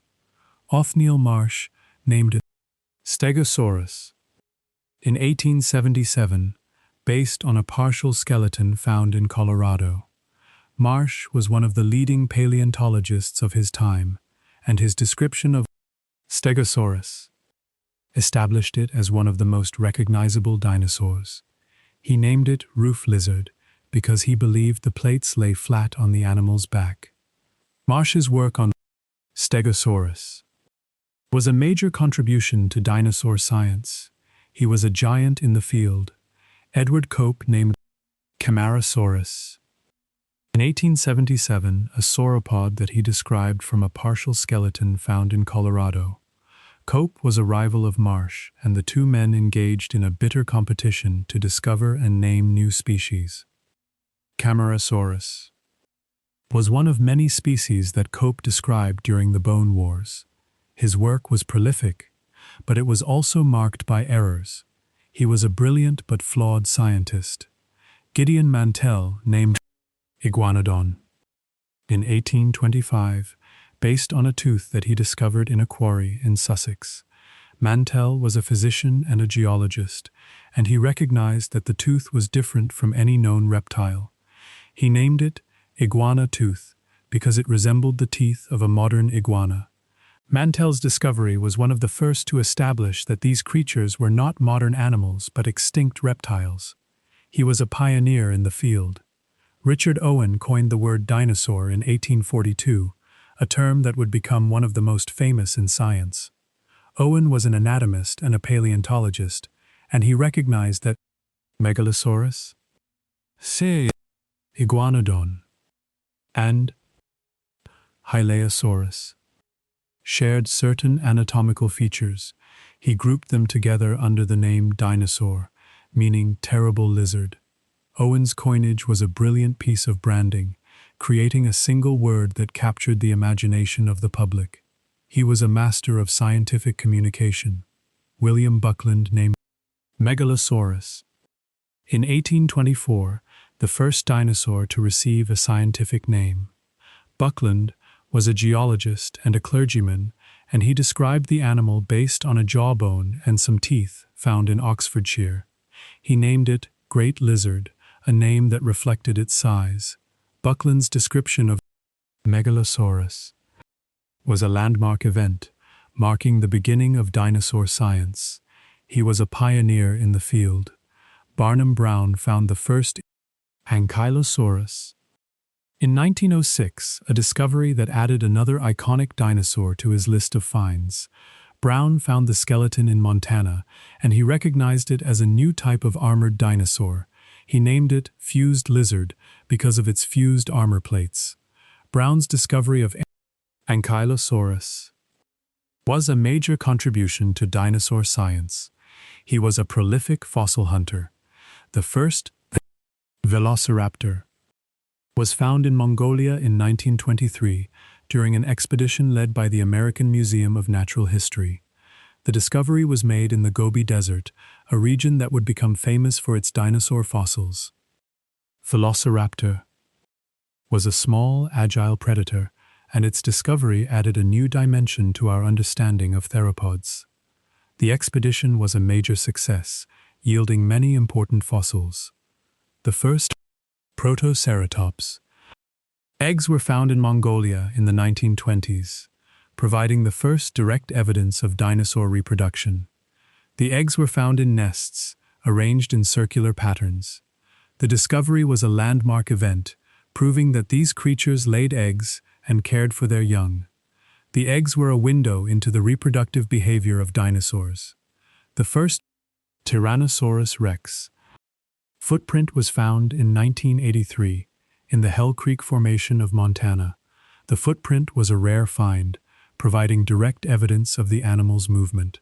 The footprint was large, measuring over a foot in length. It was a glimpse of the living animal, a record of its passing. The first Spinosaurus was found in Egypt in 1912 by a German paleontologist named Ernst Stromer. Stromer found the skeleton in the Baharia Oasis, and he recognized it as a new type of theropod. He named it spine lizard because of its tall neural spines. Stromer's discovery was a major event in paleontology, but the original skeleton was destroyed in World War II. It was a tragic loss. Dinosaurus was found in Mongolia in 1965, and it was initially known only from its massive arms. The arms were over 8 feet long, with enormous claws. The discovery was a mystery, as no one knew what the rest of the animal looked like. It was only in 2014 that a complete skeleton was found, revealing a bizarre creature with a sail on its back. The discovery of Dinosaurus was a testament to the patience of paleontologists. Giganotosaurus was found in Argentina in 1993, a discovery that added a new giant to the list of theropods. The skeleton was found in the Patagonian region, and it was recognized as a new species. Giganotosaurus was larger than Tyrannosaurus rex, but it had a smaller brain. The discovery was a major event, adding a new perspective on the size of theropods. The dinosaur hunters were a diverse group of people, from amateur collectors to professional scientists. They were driven by a passion for discovery, a desire to uncover the secrets of the past. Their work has given us our understanding of the dinosaurs. The hunters were a part of the story. The study of dinosaur hunters is a study of the history of science, of the way that knowledge is built over time. The hunters were pioneers, exploring a new frontier. Their work was a testament to human curiosity and determination. It is a story of discovery and perseverance. The dinosaur hunters faced many challenges, from the physical difficulties of fieldwork to the intellectual challenges of interpreting the fossils. They worked in remote locations, often in harsh conditions. Their work was demanding, but it was also rewarding. The dinosaur hunters were not just scientists, they were also adventurers, exploring the unknown. They traveled to distant lands, searching for fossils. Their adventures are a part of the story of paleontology. The dinosaur hunters made mistakes, but they also made breakthroughs. They were human and they were fallible, but their work has advanced our understanding of the past. The hunters were a part of the story. The dinosaur hunters left a legacy, a body of knowledge that continues to grow. Their work has inspired generations of scientists and enthusiasts. Their discoveries have shaped our view of the past. The hunters are a part of the history of science. The dinosaur hunters are a testament to the power of human curiosity, the drive to understand the world around us. Their work is a celebration of the human spirit. The hunters are a part of the story of discovery. Herrerasaurus is one of the oldest known dinosaurs, a creature that lived in the late Triassic period, about 230 million years ago. Its fossils were found in Argentina, in rocks that date to the very beginning of the dinosaur age. It was a medium-sized predator, about 20 feet long, with sharp teeth and grasping hands. It is considered a basal theropod, a representative of the first wave of dinosaur evolution. Its discovery has helped clarify the early history of the dinosaurs. Oviraptor is another early dinosaur, slightly older than Herrerasaurus, and it lived at roughly the same time in the Triassic. Its fossils were also found in Argentina, in the same rock formation. It was a small, agile creature, about the size of a dog, with sharp teeth and long legs. It is considered one of the earliest theropods, a forerunner of the larger predators that would come later. It represents the dawn of the dinosaur age. Pisanosaurus is an early ornithischian, one of the first members of the bird-hipped dinosaur lineage. It lived in the late Triassic, about 230 million years ago, and its fossils were found in Argentina. It was a small, bipedal herbivore, about 3 feet long, with simple teeth for eating plants. It is considered a basal ornithischian, a key species for understanding the evolution of this major group. It was a pioneer of a new lineage. Silosaurus is not a true dinosaur, but it is a dinosaur-like reptile that lived in the Triassic. Its fossils were found in Poland, and it is considered a close relative of the dinosaurs. It was a small, agile creature, about the size of a cat, with long legs and a slender body. It is an important species for understanding the origins of the dinosaurs, a transitional form that bridges the gap between earlier reptiles and true dinosaurs. Saturnalia is a very early sauropodomorph, a relative of the giant sauropods that would come later. It lived in the late Triassic, about 230 million years ago, and its fossils were found in Brazil. It was a small, bipedal herbivore, about 5 feet long, with long legs and a slender neck. It is considered a basal sauropodomorph, a key species for understanding the evolution of the long-necked dinosaurs. It was a small beginning for a giant lineage. Massospondylus is a Jurassic herbivore, a sauropodomorph, that lived about 200 million years ago. Its fossils have been found in South Africa and other parts of the southern hemisphere. It was a medium-sized dinosaur, about 20 feet long, with a long neck and a small head. It is considered a transitional form, showing the evolution from the early bipedal forms to the later quadrupedal sauropods. It was a step on the path to gigantism. Plateosaurus is a large Triassic herbivore, one of the most common dinosaurs of its time. Its fossils have been found in Europe in large numbers, suggesting it lived in herds. It was a bulky animal, about 30 feet long, with a long neck and a small head. It is considered a basal sauropodomorph, a key species for understanding the early evolution of the long-necked dinosaurs. It was a successful and widespread animal. Melanorosaurus is a Triassic sauropod, one of the earliest true sauropods. It lived about 215 million years ago, and its fossils were found in South Africa. It was a large animal, about 40 feet long, with a long neck and a massive body. It is considered a transitional form, showing the evolution from the earlier sauropodomorphs to the later giant sauropods. It was a step towards the giants of the Jurassic. Volcanodon is an early sauropod named for the volcanic rocks in which it was found. It lived in the early Jurassic, about 180 million years ago, and its fossils were found in Zimbabwe. It was a relatively small sauropod, about 30 feet long, with a long neck and a heavy body. It is considered a basal sauropod, a key species for understanding the early evolution of this group. It was a pioneer of the sauropod lineage. Oviraptor is a Jurassic sauropod, one of the earliest known from India. It lived about 180 million years ago, and its fossils were found in the Gondwana region. It was a large animal, about 40 feet long, with a long neck and a massive body. It is considered a basal sauropod, a species that helps to trace the early distribution of these giants. It was a wanderer of the ancient world. Shunosaurus had a tail club, a feature that is unusual among sauropods. It lived in the Jurassic period, about 170 million years ago, and its fossils were found in China. It was a medium-sized sauropod, about 30 feet long, with a distinctive tail club that it used for defense. The tail club was a weapon, a way of protecting itself from predators. It was a defensive adaptation. Maiasaura had a long neck, a characteristic feature of many sauropods. It lived in the Jurassic period, about 160 million years ago, and its fossils were found in China. It was a large animal, about 40 feet long, with a neck that extended over 20 feet. The long neck was an adaptation for reaching high vegetation. It was a high browser, feeding on the leaves of tall trees. Camelosaurus is a Chinese sauropod, a relatively rare species from the Jurassic period.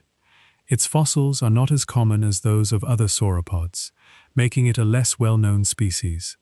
It was a medium-sized sauropod, about 30 feet long, with a long neck and a heavy body. Its rarity makes it a less studied species. It is a deep cut, a lesser-known member of the sauropod family. Dystrophaeus is a small sauropod, a relatively rare species from the Jurassic period. Its fossils have been found in the United States, but it is not as well known as other sauropods. It was a small animal, about 20 feet long, with a relatively short neck. Its small size makes it an unusual sauropod. It is a less familiar member of the group. Haplocanthosaurus is a rare sauropod from the Jurassic period, known from only a few specimens. Its fossils have been found in the United States, but it is not as well studied as other sauropods. It was a medium-sized animal, about 30 feet long, with a simple spine structure. Its rarity makes it a less familiar species. It is a deep cut, a lesser-known sauropod. The lesser-known species of dinosaurs are a reminder that the fossil record is incomplete, that many species are still unknown to science. They are a testament to the diversity of the dinosaur world, a record of the many different forms that evolved. They are a window into the past, a glimpse of a lost world. They are a reminder of the vastness of the dinosaur family tree. The study of lesser-known species is a way of filling in the gaps in our knowledge, of understanding the full picture of dinosaur evolution. These species are the unsung heroes of paleontology, the ones that are not as famous but are just as important. They are a vital part of the story. The lesser-known species are often found in remote locations, in rocks that are difficult to access. They are a challenge for paleontologists, but they are also a reward. They are a testament to the patience and dedication of the researchers who find them. They are a reward for the persistent. The lesser-known species are a part of the dinosaur family tree, a record of the diversity of life. They are a testament to the power of evolution, the way that life has changed over time. They are a window into the past. The lesser-known species are a reminder that there is still much to discover, that the story of the dinosaurs is not yet complete. They are a promise of future discoveries, a hope that more secrets of the past will be revealed. They are a sign of the ongoing nature of science. The study of lesser-known species is a way of honoring the diversity of life, of acknowledging the many forms that have existed. It is a celebration of the richness of the natural world. It is a way of understanding the past. The lesser-known species are a legacy of the past, a record of the lives of these ancient creatures. They are a reminder of the age of the dinosaurs. They are a testament to the power of time. A single Tyrannosaurus rex bite could crush a small car, a force of roughly 8,000 pounds per square inch. This bite was capable of shattering bone and pulverizing flesh, making it one of the most powerful bites of any terrestrial animal. The teeth were thick and robust, designed to withstand the immense pressure of the bite. It was a crushing force, a weapon of total destruction. The bite was the end of the line for any prey that encountered it. The fastest known dinosaur was likely the Ornithomimus, which could run at speeds of up to 40 miles per hour. This speed made it one of the most agile of all dinosaurs, capable of outrunning most predators. Its long legs and lightweight build were adapted for rapid movement. It was a quick and nimble creature, a master of evasion. The speed of Ornithomimus was its primary defense. Shantungosaurus is the largest known hadrosaur, reaching lengths of over 50 feet and weighing several tons. It was a massive duck-billed dinosaur, a giant among the herbivores of the Cretaceous. Its size was a defense against predators, making it a difficult target for even the largest carnivores. It was a slow-moving giant, a testament to the size that herbivores could achieve. It was a colossal presence in its ecosystem.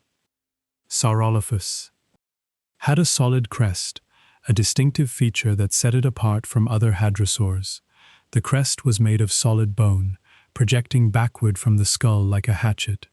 It was likely used for display, a visual signal of species identity and fitness. The crest was a simple but effective structure.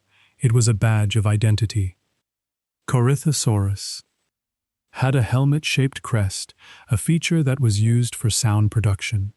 The crest was hollow, connected to the respiratory system, and it acted as a resonance chamber for the animal's calls. It was a communication device, allowing the animal to stay in touch with its herd. The crest was a tool for social interaction.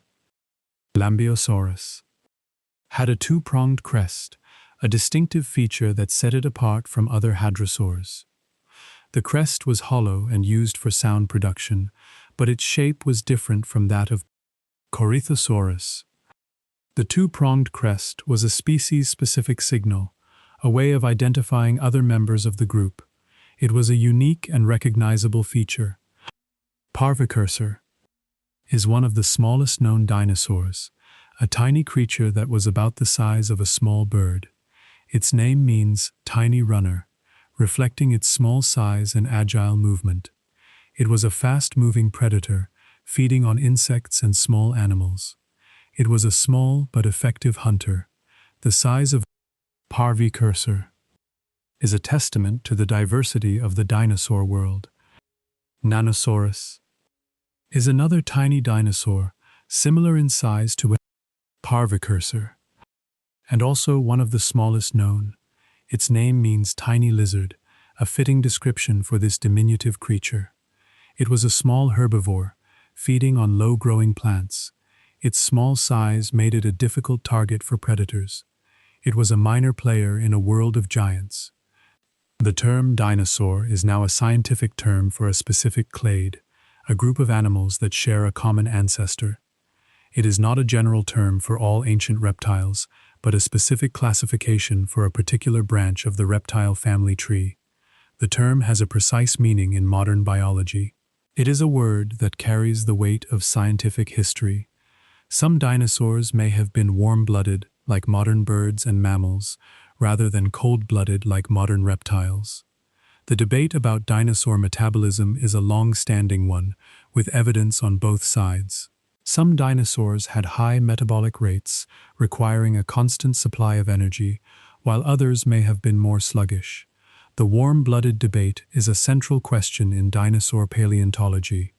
The debate about dinosaur metabolism is ongoing, with new evidence constantly being brought to light. The study of bone structure, growth rates, and physiology all contribute to the debate. It is a question that is not yet fully resolved. The metabolism of dinosaurs is a subject of active research. The audience has likely drifted off by now, the low drone of facts fading into the background.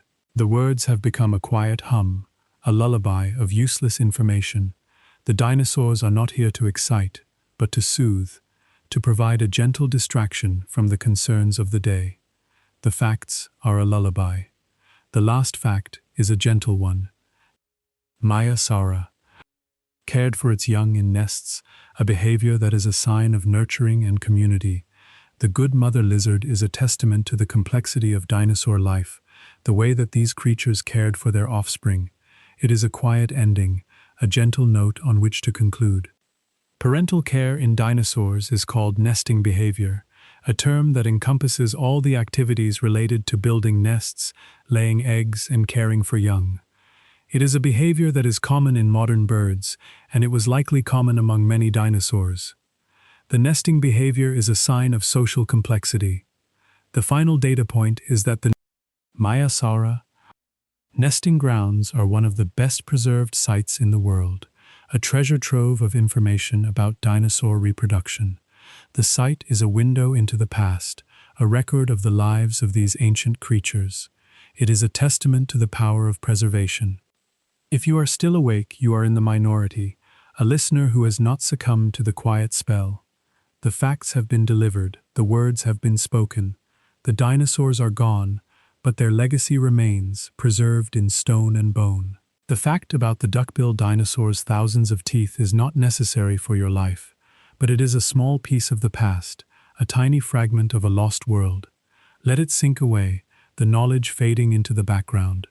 The facts are not for remembering, but for forgetting, for letting go, a means to an end, a path to sleep.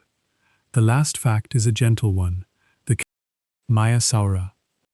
Named for its nurturing nature, the good mother lizard that cared for its young in nests, a testament to the quiet complexity of a world long gone. That is your final data point. The light is low, and you are horizontal. Good night.